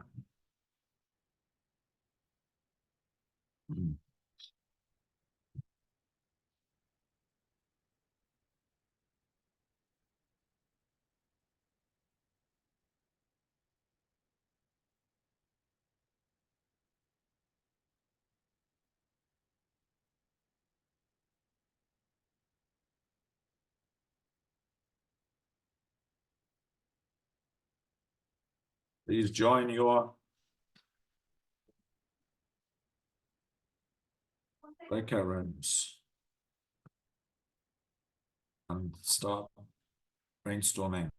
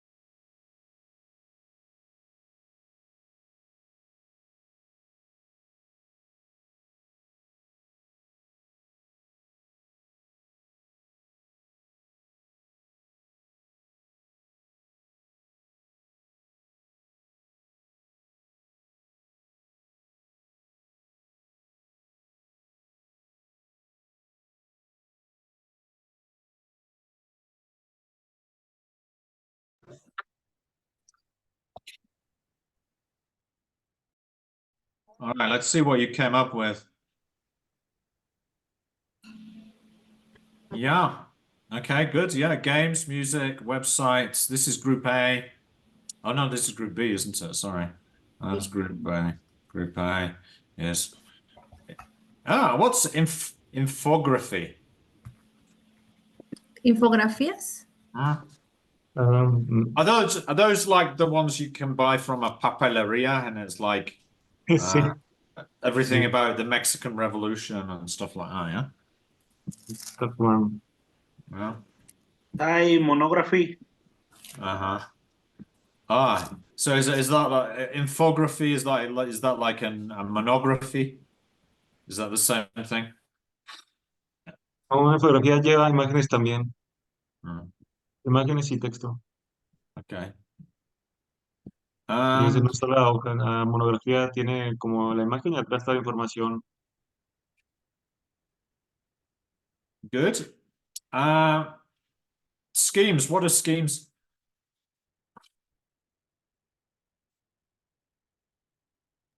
Concept.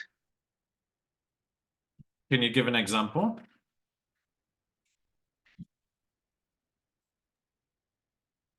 What is it? Mapa conceptual o mapa mental. Like a mind map.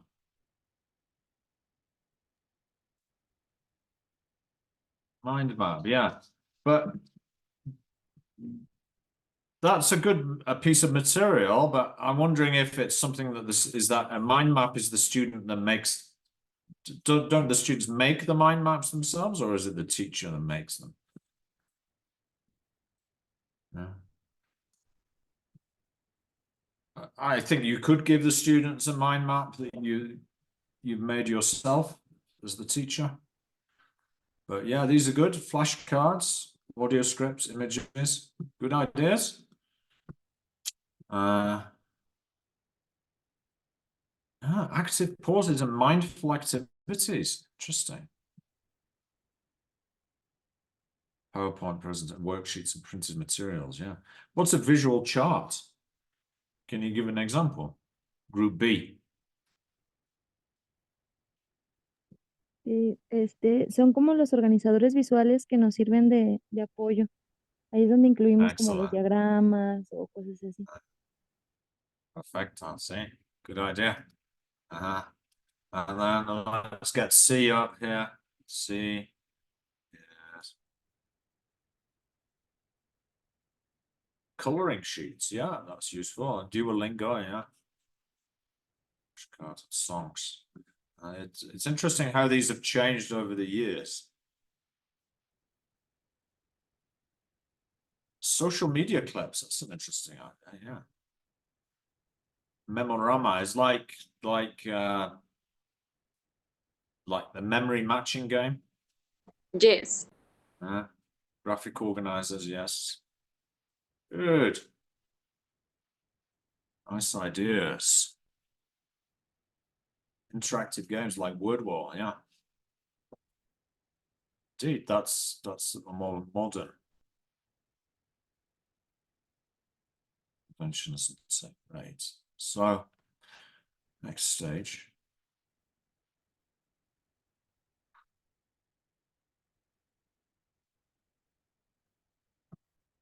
I'm going to give you a handout.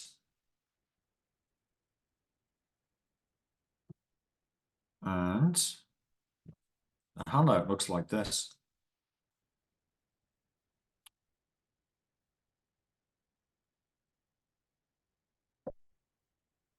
And on it, you can see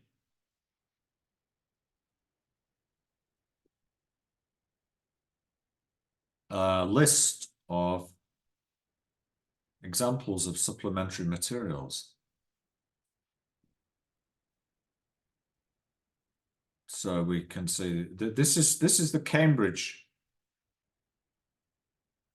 list. So this is the kind of thing that you will see on the TKT exam. So it mentions websites on the internet for practice activities on grammar, vocab, and pronunciation. Websites on the internet for games, puzzles, and quizzes to provide extra fun activities. CDs or MP3s with extra listening. I think you mentioned that. Interesting. No one mentioned newspapers and magazines for authentic reading texts. Books with skills activities like reading, listening, speaking, or writing for extra skills material. Books with language practice or exercises for extra language material. DVDs or movies or TV programs for authentic practice of listening and context setting. Resource books that come with students' books in course book packs for extra skills and language practice material. Graded readers for extensive reading material. Now, do you know what a graded reader is?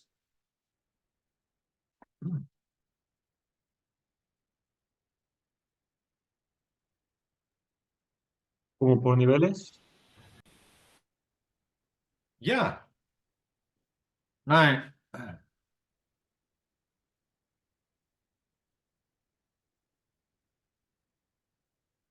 do you remember the Programa Nacional de Inglés en Educación Básica? Well, here's a graded reader from that. And it was sort of like reading that's specially designed for students of a certain level. Yeah, so the vocabulary and the grammar is not too difficult. Yeah, and this one is designed for a certain level. Primary cycle 3. So that's a graded reader. Usually they're simplified. So you could get a simplified version of Sherlock Holmes. And then there are board games. Juegos de mesa, like Scrabble or Monopoly, to provide practice in a fun way. And computer games for extra practice materials. Right. So, it's nearly time for a break, and I don't think I've got time to do the next activity because it's going to take too long.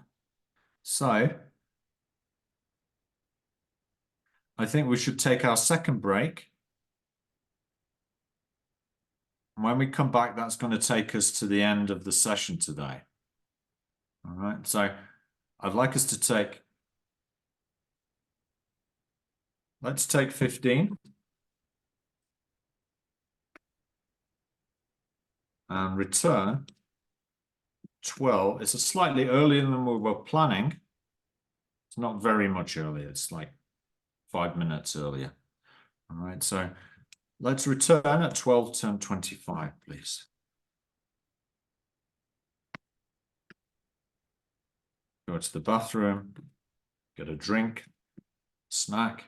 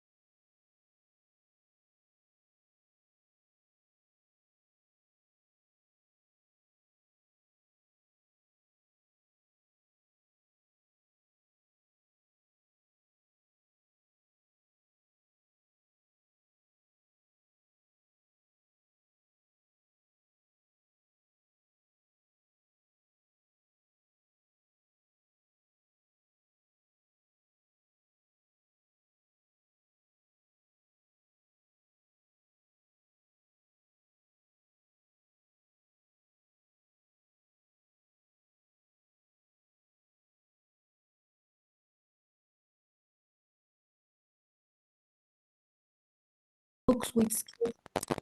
Yeah. So we agree that many of the supplemental materials are used to give more practice. For example, number 7, resources 1, 2, 3, 4, 5, 6 DVDs or movies that may be or programs for authentic practice.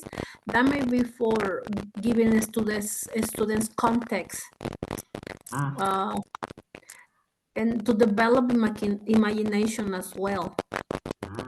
For example, the guided readers, that may be to help achieve the aims. And probably all of them may be used also to give access to real language. Okay, not all of them. That may be more like DVDs or movies or TV programs, as it says here, for authentic practice, that may be used to give access to real language. Excellent. So yeah. Thank you very much, Blanca. Yes, very valid reasons, I think. And D, so group D is Claret, Nacho, and Mabel. Could you comment a little bit on your Jamboard here? Yes. To optimize the time and resources, you can websites to the internet for practice activities or grammar, vocabulary, and pronunciation practice. Websites on the internet for games, puzzles, and quizzes to improve the extra fun activities. For CDs with songs for extra listening material, newspapers, books with skills, activities, you can use to cater to all learning styles to motivate all students and to practice all skills. Okay. What do you mean by learning styles? You mean auditory, kinesthetic? Is that what you mean? Sorry, I don't listen. What do you mean by learning styles? All learning styles. Like Can you give an example? Like kinesthetic or visual student. Yeah. Yeah. Right. Are you done? No, they improve the teaching and learning skills. You can resource books that come with students' books in course book, packs for extra skills and language practice material. For the 3 lads, it's great readers, board games, and computer games to take students' attention, to improve the class, and to motivate our students too. Right. So, I'm going to give you a list of what Cambridge think are the most common reasons for using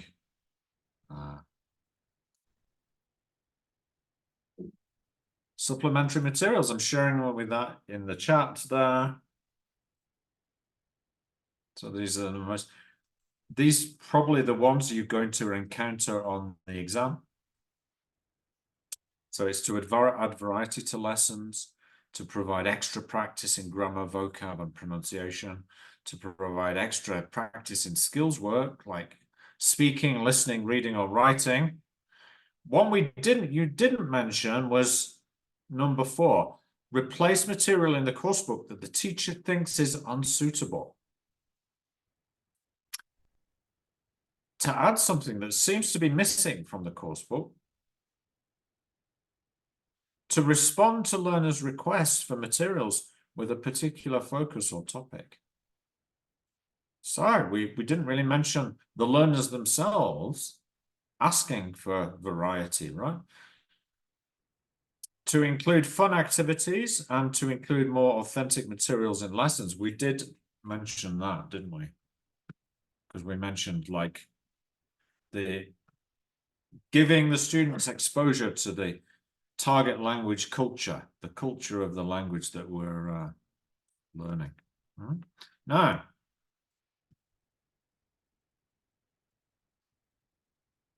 good job. So,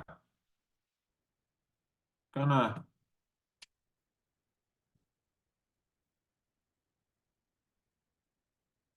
give you a worksheet. I'm going to reduce this activity so we're not spending too much time on it. This is what the worksheet looks like.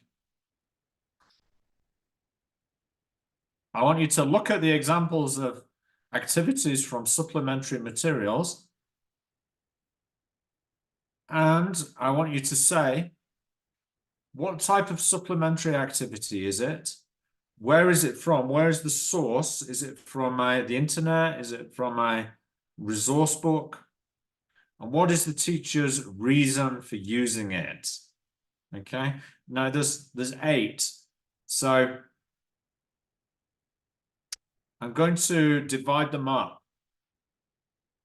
So we're not spending too much time on this because time is running on and I want to do other things. One more interesting thing to do. So breakout rooms. So Enan, Pablo and Ale, you're going to do 1 and 2.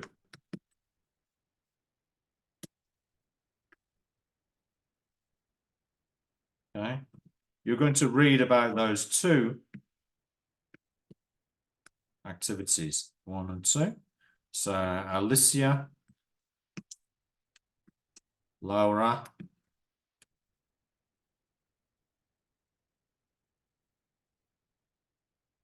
Paulina, you're going to do 3 and 4. Luz, Blanca, Majo, 5 and 6.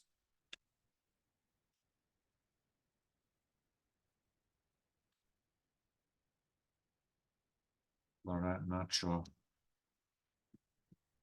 Mabel, 7 and 8.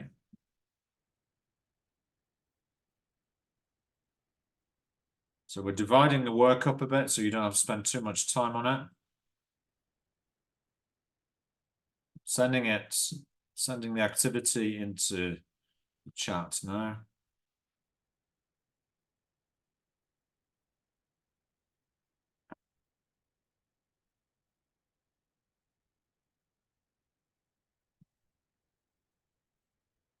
It's on page 2.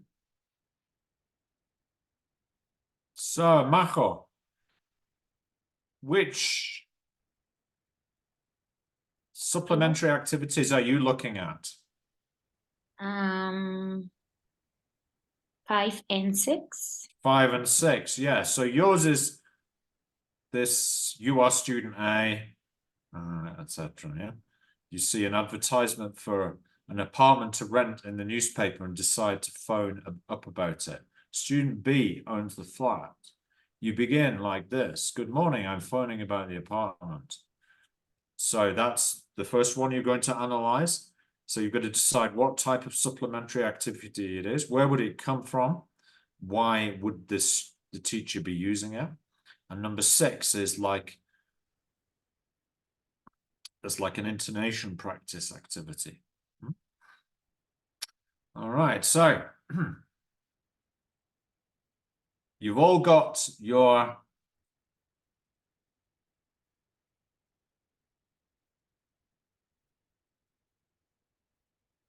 worksheet. Which page are we on the worksheet? 2. Page 2, good, okay. So it shouldn't take you more than about 4 or 5 minutes to do this. Let's open all the rooms.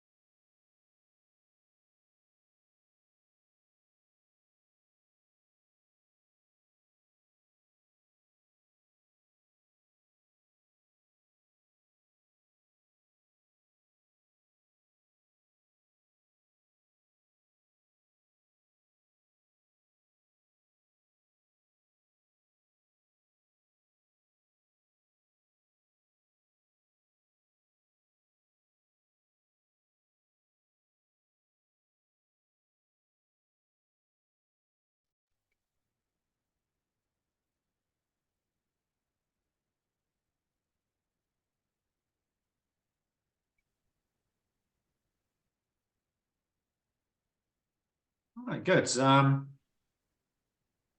let's just quickly get some feedback on where you think the sources are. So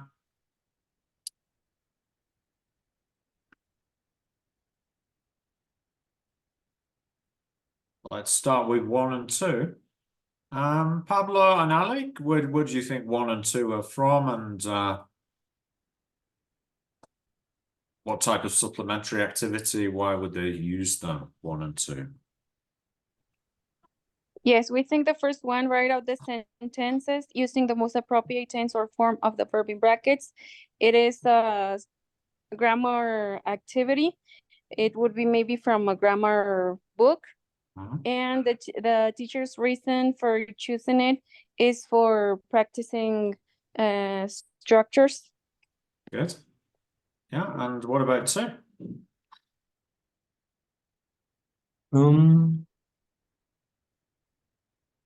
It could be almost the same. I don't know if it is grammar, but we need to, well, the student needs to rearrange the paragraphs in order to start to make sense.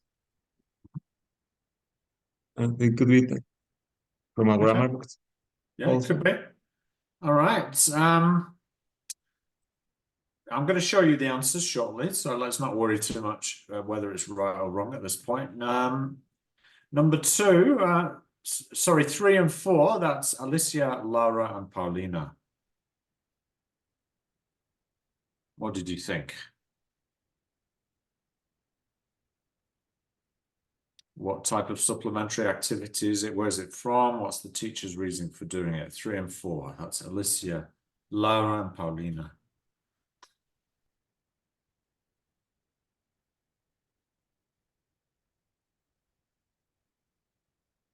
Okay, well, we don't have too much time, so we're going to move on.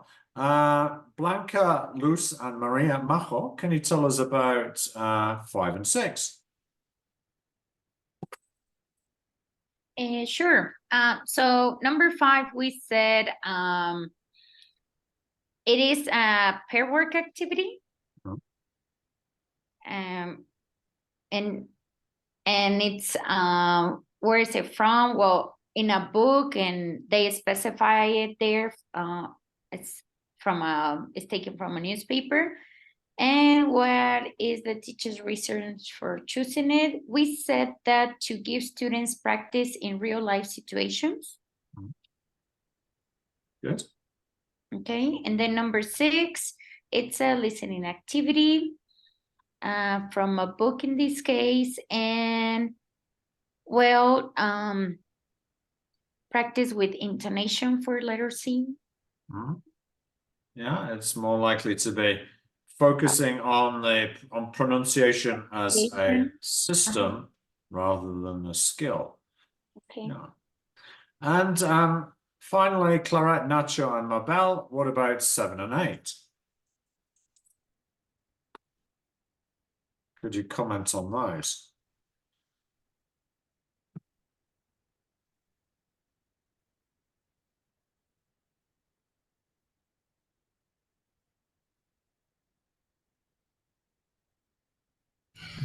Sorry, my neighbor is playing the music really hard, but I'm gonna try to say what we did on the number 7. We said that is books with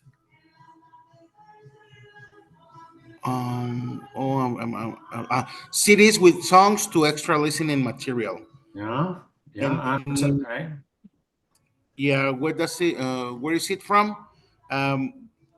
We said that it can come from books, from YouTube, or CDs, CD materials that we have.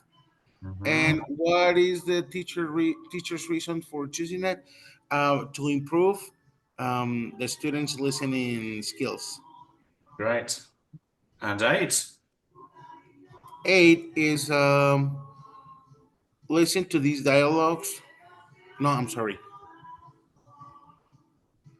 read the article. Newspaper is like authentic material, like newspapers and magazines and articles on the internet for authentic reading texts. Completely right. Good job. And what would be the reason would be to provide authentic reading Authentic, practice, right? from the country, like to understand or to learn about the target culture too. Exactly. All right. So these are the answers. You can take a screenshot if you wish. There's just a slight mistake here in the materials at the bottom. It should be practicing reading for just. Reading for general idea.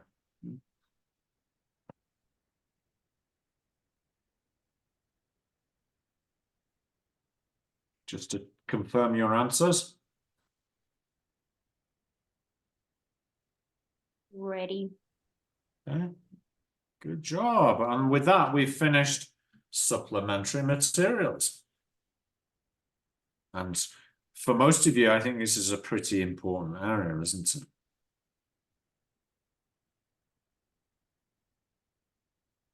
Right. The one thing we need to do before we do our Kahoot quiz is to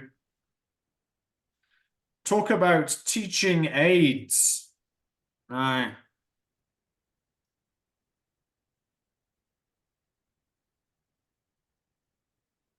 So this requires me to get another PowerPoint up here. So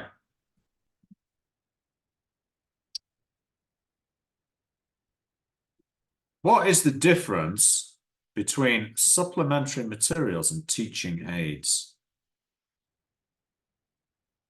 So this is a question for you guys. What is the difference between supplementary materials and teaching aids? Pablo, I think, has the answer. I think that these supplementary materials are like extra material for the students to practice and learn by themselves. And the teaching aids is like something that we could use in order to teach the subject. Like we use and show how it is. And supplementary is for the students to, para que lo manejen, to handle, para que ellos lo usen. Yeah, I think there's an easier explanation. It's that teaching aids are equipment and resources that teachers use in the classroom. Right. So teaching aids is more about equipment. You know, like computers, projectors. Yeah. Whereas supplementary materials are more closely related to the curriculum and the syllabus and the course book. Yeah. So teaching aids is more about equipment. Yeah. Like tools, herramientas. Yeah. So let's try and keep that in mind when we do this next activity. Okay. If you look on your worksheet, there is a sopa de letras. Okay. So I want you to find, I think there are 9 teaching aids and write them into the chats, please.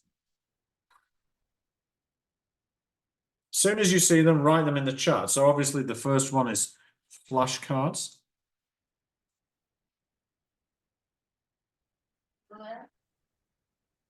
Flashcards. Whiteboard. Whiteboard, yeah, whiteboard.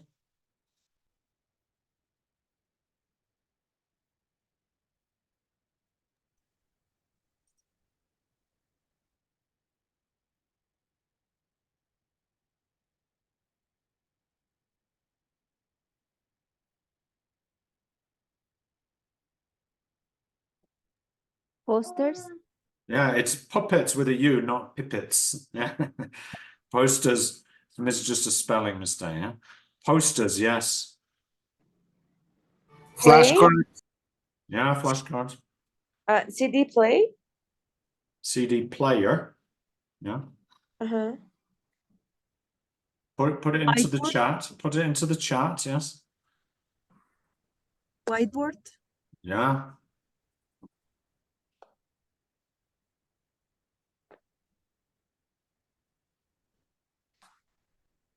So how many have we got so far? 1, 2, 3, 4. We've only got 4 so far. Come on, there's 9. What 9 posters? 5.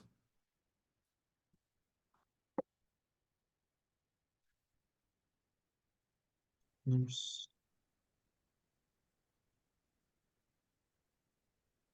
Blackboard. Is that blackboard? Could be. It is backwards in the second line, but it's backwards. Ah, yes. Ah.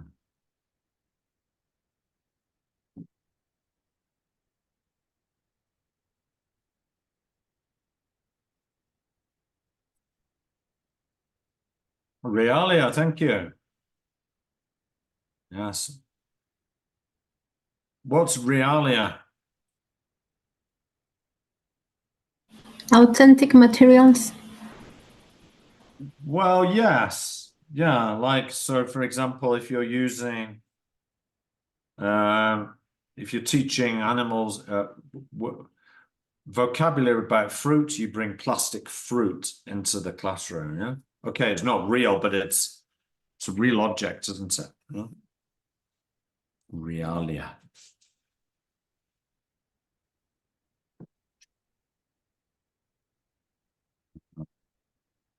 Good, I think we've got most of them. Let's put the answers on the board. The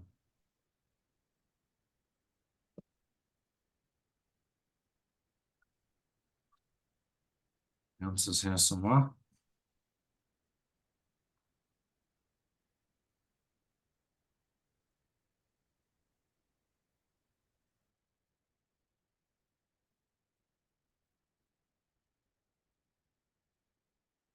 So you should have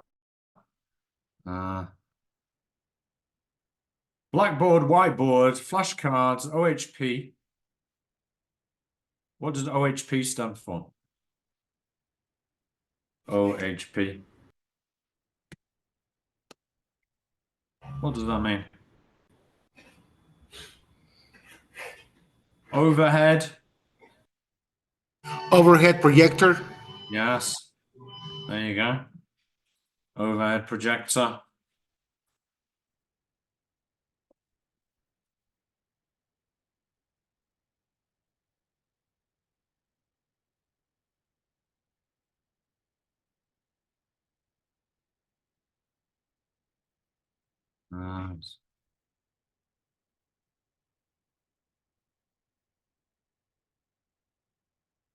CD player, puppets, charts, yes, realia and posters. Good. That's it. Now,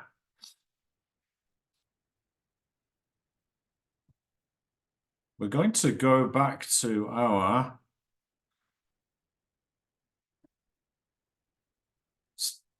Jamboards. And you can see on the 3rd page of our Jamboards,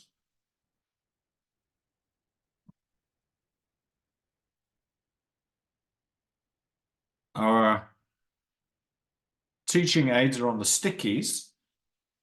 See that? And there are 1 or 2 added, like phonemic chart. So we've got to try and match the supplementary activities to, these teaching aids to their purpose or objective. So, help students pronounce 3 problem sounds by using minimal pair work. That would be phonemic chart. Okay, I'm going to ask you to work in your groups and try and match the aids with the reasons for using them, all right? It's quite an easy activity, I think, not too difficult. So it's the same groups as before. If you left and come back in, maybe you've lost the link, so I'll send you the link again.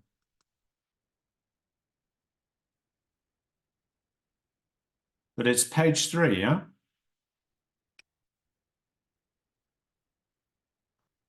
So move the stickies to match their aims or reasons for using them.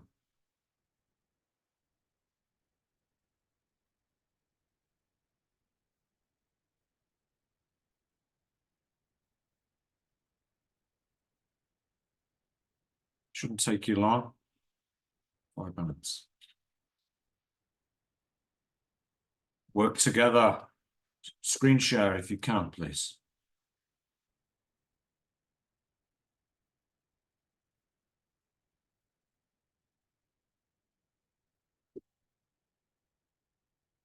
Possible you could use them more than once.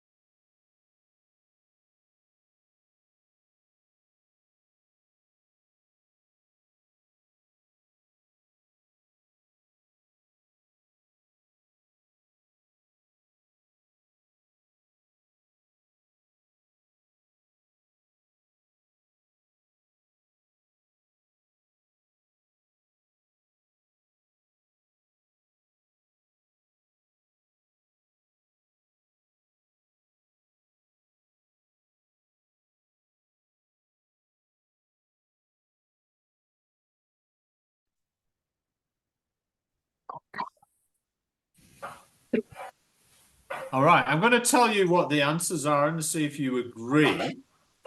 But if you disagree, you can tell me why. Okay. So number one, the suggested answer is blank paper. I agree. Could you use any other items, do you think?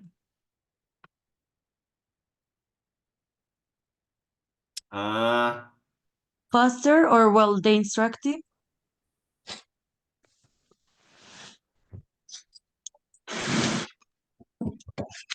Okay, so we all agree that blank paper is the most likely one there, yeah, but I'm wondering if there's any other possibilities.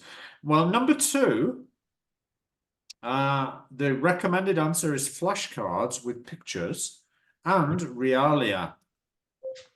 Yeah, so we could duplicate realia here and put it there. Flashcards and realia. Because, hey, look, bookcase, shelves, chair, those are all in the classroom, right? So that's realia. So we don't need to have a flashcard of a chair because we've got them in the classroom. Number three, suggested answer is DVD. DVD player. But I guess to show the DVD, you might need the computer. You might need the overhead projector. So all of that. Number four, help students pronounce 3 problem sounds using minimal pair work. The suggested there is phonemic chart. And flashcards. Although you could also have the MP/CD player because you're playing the audio maybe. And flashcards.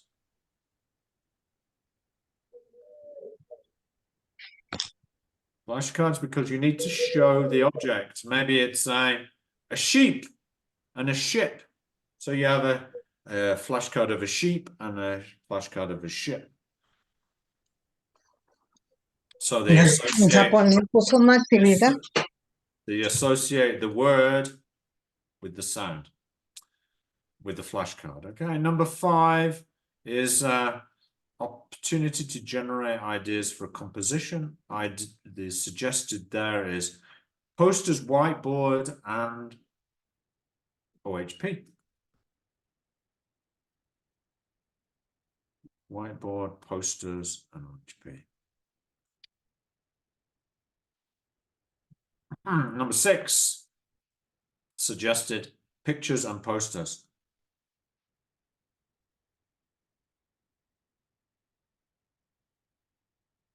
We didn't have the word pictures there, but you're going to need pictures or images, aren't you? But let's add that one in there. Maybe photos. Number 7, whiteboard, computer, OHP.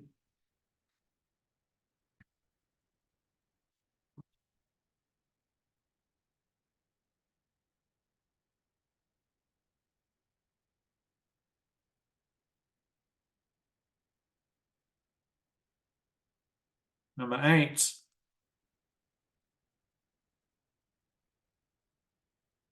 DVD, CD player, puppets. Ah, someone did put puppets. Yes. DVD, CD player. Number 9, new vocabulary. So that could be flashcards with pictures, realia, computer, OHP.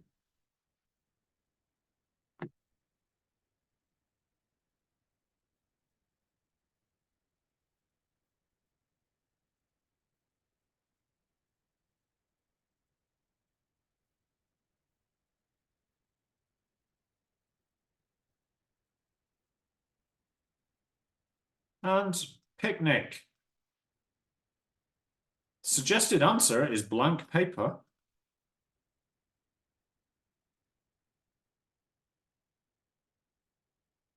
Posters and a whiteboard. Because they're going to need to display their plans, aren't they? Maybe they can put it on the whiteboard. Good. So that is teaching aids.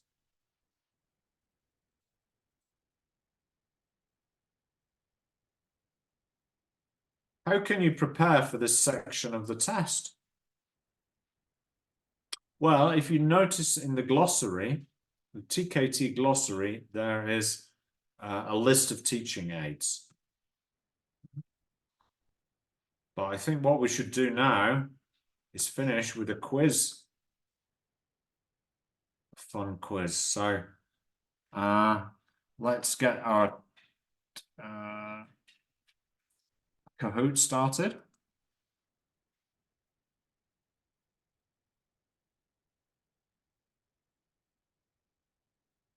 Let's get this started up. And so we can review the whole of Module 2 in the remainder of, we've got less than 30 minutes, maybe it'll take 20. Okay.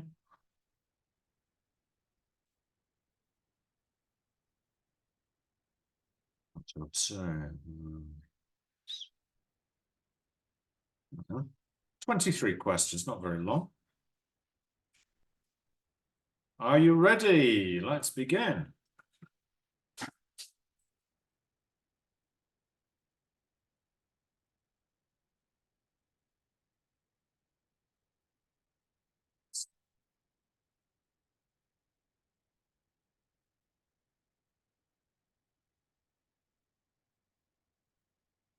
I'm going to play as well.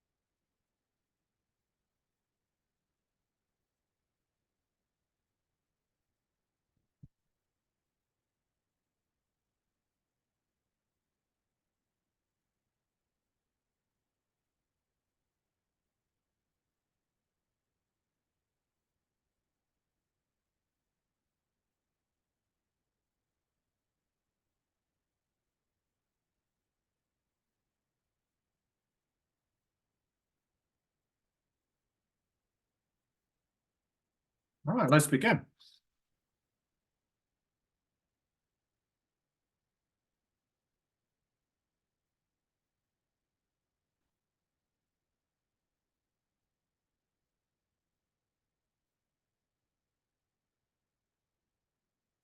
So, what we want learners to be able to learn by the aim of the end of the lesson.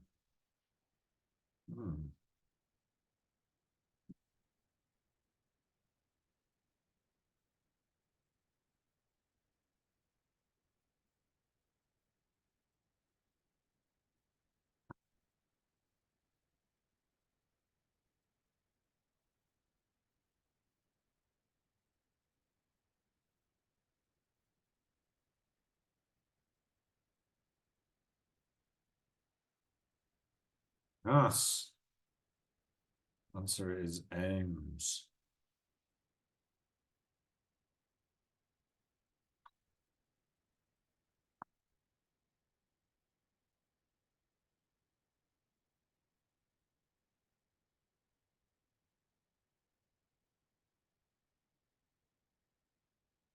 So the most important thing we want the learners to achieve in a lesson or sequence of lessons.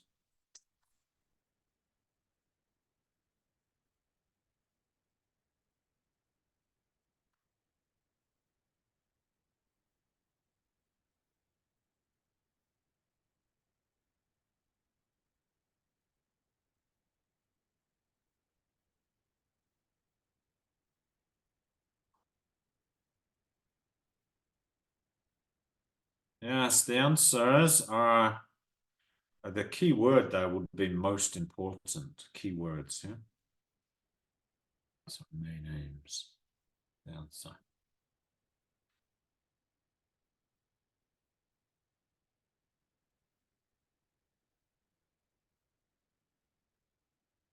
Show what we would like to improve or focus on in our teaching.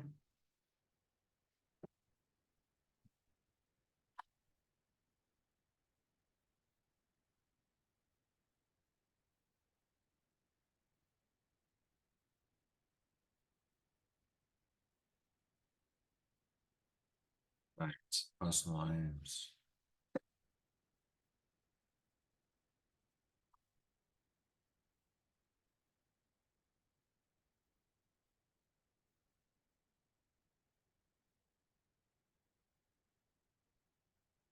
This is what the teacher and learners do at each stage of the lesson.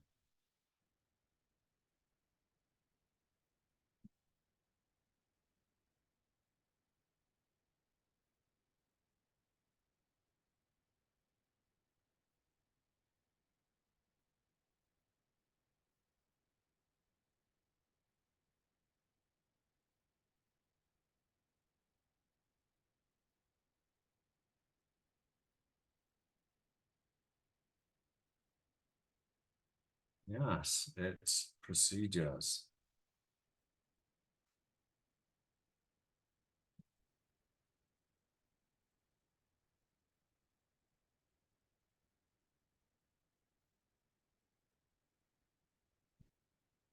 This is a number of related lessons that develop language knowledge over a period of time.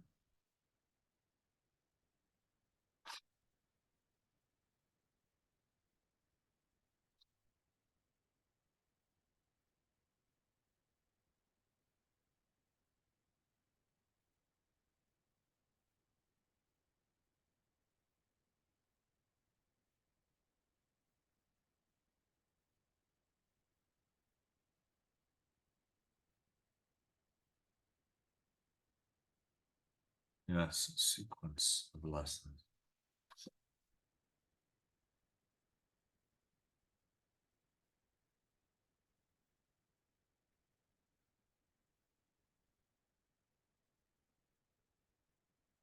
Well done, Macron. Maintaining your lead. So, what can a language awareness book help teachers to do?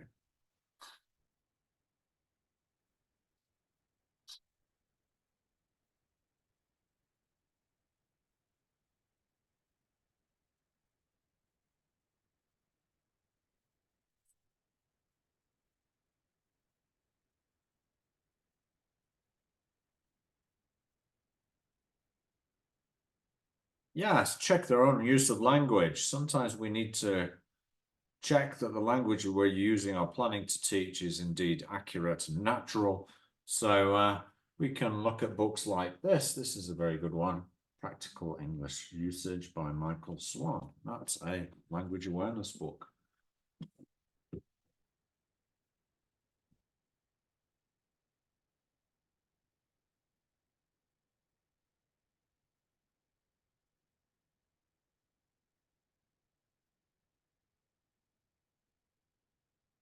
Job Valley. Picture Dictionary can help teachers too.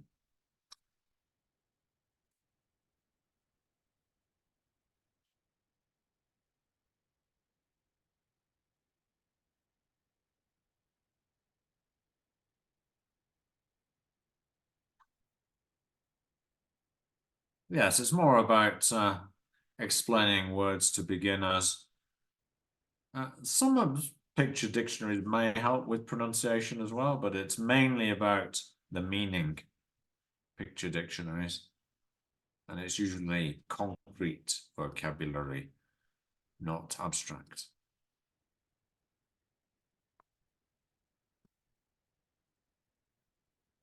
A teacher's resource book can help teachers too.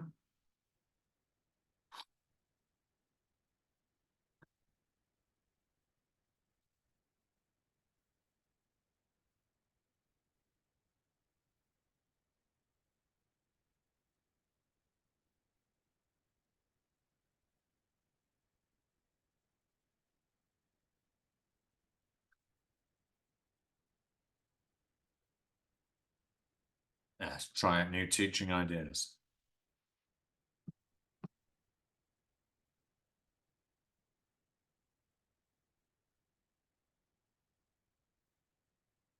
Joe Pablo, surging to the top. 7 correct answers in a row.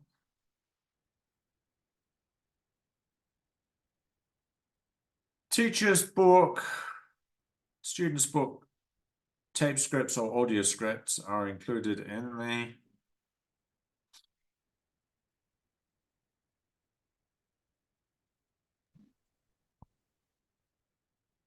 yes, it's the course book package, the whole conjunto.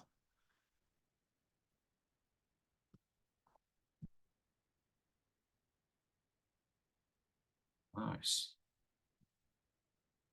Halfway. To change the course book in some way to make it suitable for teaching situation.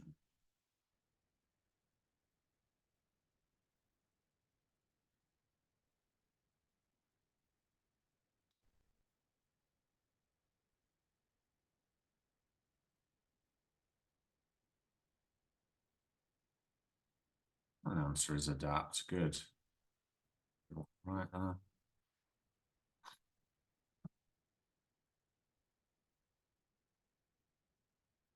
Type of assessment in which teacher gives you a grade.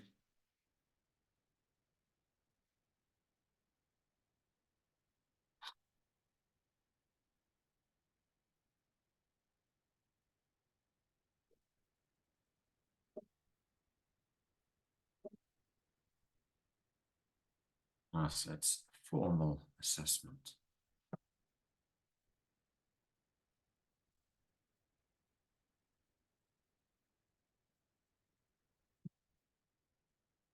This is a realistic task, requires students to find errors in writing themselves.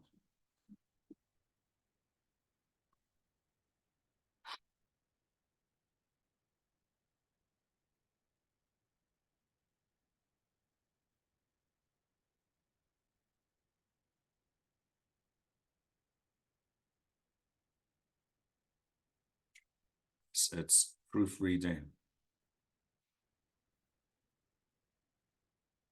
It's like a bit like editing. But proofreading involves checking that the ideas make sense, but also that it's grammatically correct and so on. It's punctuated, okay.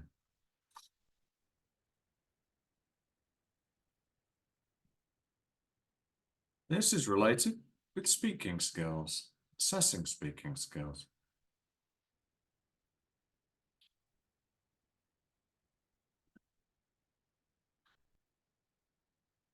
Yeah, interview, good job. Well done, everybody.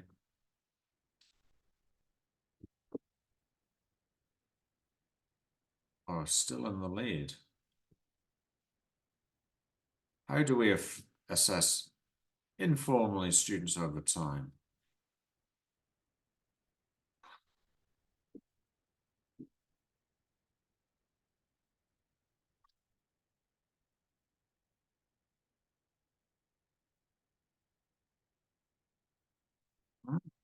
Interesting. A portfolio assessment is a type of assessment that involves the students and the teacher working together to decide which examples of their work to put into the portfolio. And that, so some of them could be written essays, some of them could be recordings of presentations, and they all go into this collection of work, which is assessed, called a portfolio.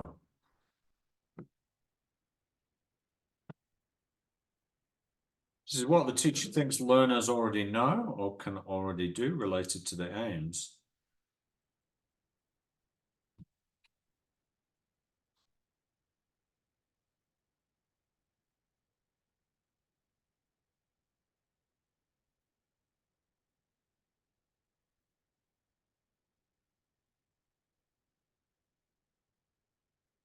As assumptions. What we believe the students can already do is an assumption. Pablo in the leads, followed by Paulina is 11 in a row. How the lesson is connected to the last or the next one?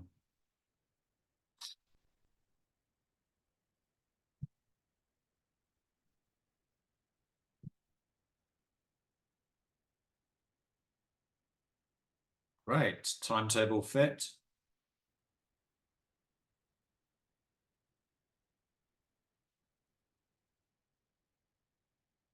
Lessons whose aim is to develop learners' abilities in receptive or productive language.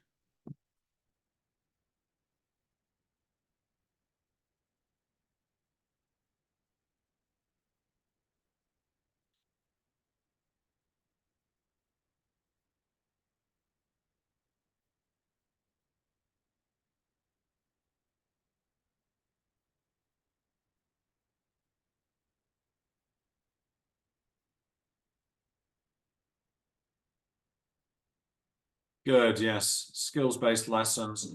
TBL maybe, but usually it's subsidiary aim, I would say.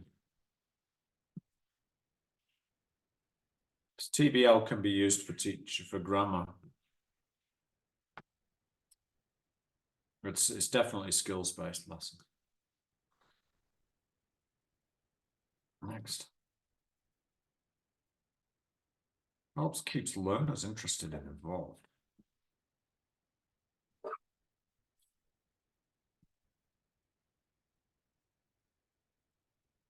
Yeah, variety, great.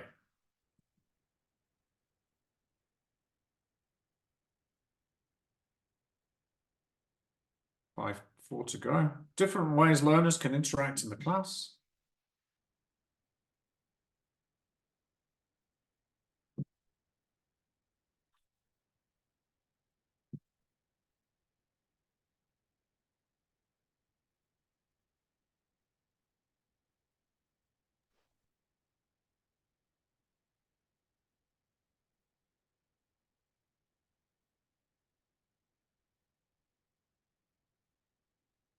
It's interaction.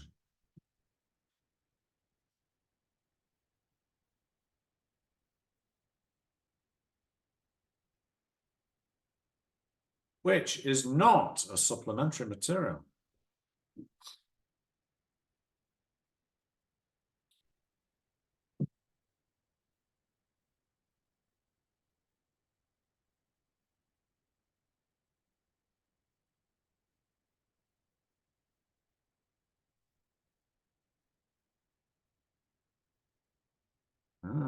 Interesting.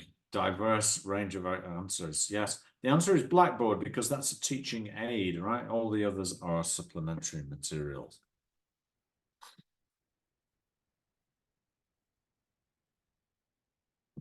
Good job, Paulina. Real objects we can easily bring into the classroom. Like money. I wish my students would bring money into their classroom to give to me.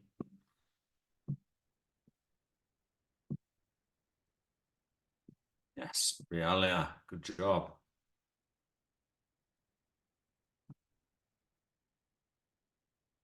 Penultimate question. Coming up next.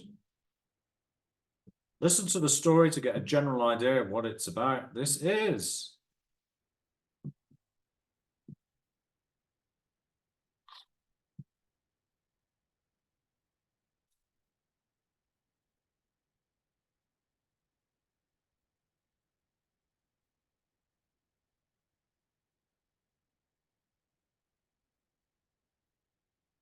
listening for gist is the answer. Yes, general idea is gist. Not specific information. Now, listening for specific information would be like listening for certain.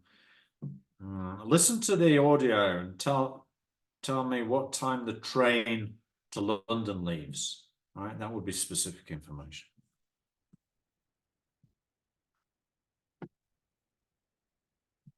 Final question. What does the extract C in a dictionary mean?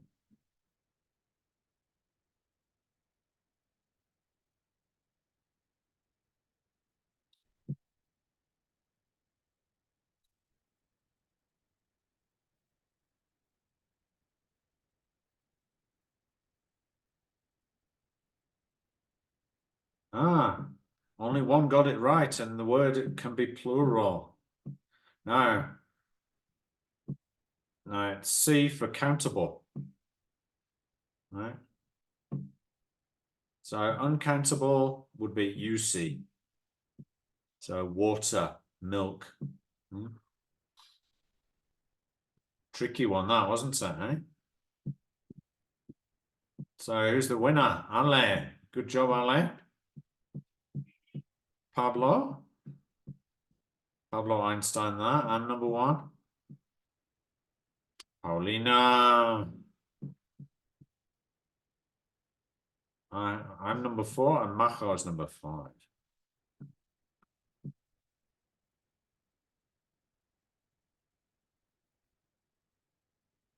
Good job, everyone.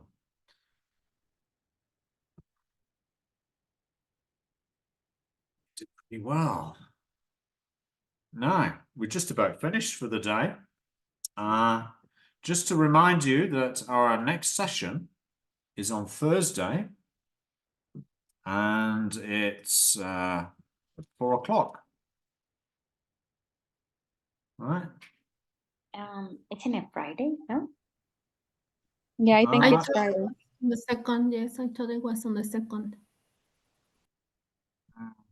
Let me check. Has it changed? Because I've got the date Thursday the 1st.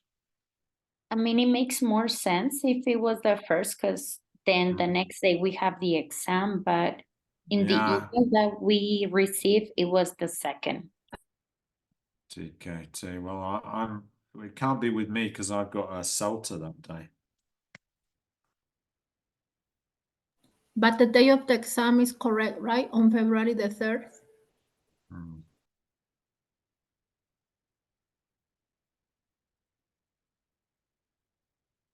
No, it says Zoom sessions will be jueves primero de febrero. This is the email I got. You want me to share the screen so you can see it? Yeah, please. Let me see.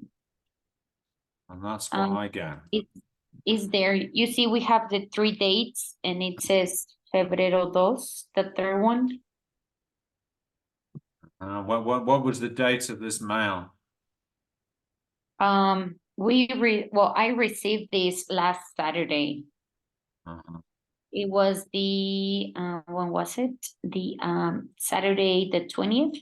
19, es el 19. I También got the dice same. I got el the 2 de same mail febrero. at the 20s. And I got the mail on the 22nd, and it says the 1st. Yeah. So we'll have to clarify that anyway. So if it is on the 1st, I'm sorry, I'm not going to be able to give it because I've got a different teacher training course that day. So we'll have to almost tener que. Or are we Clarificar. reprogramming maybe? Well, I can also see that in the Zoom it's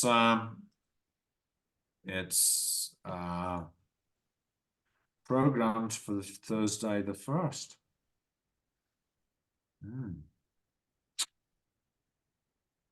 Vamos a ver. Vamos a preguntar, okay? There will be an answer before the session.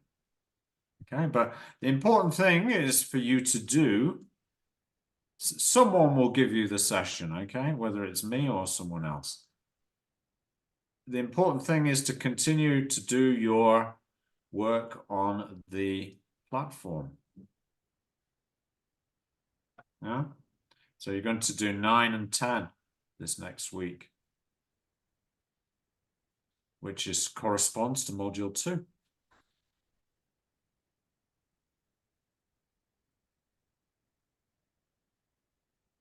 Any further questions?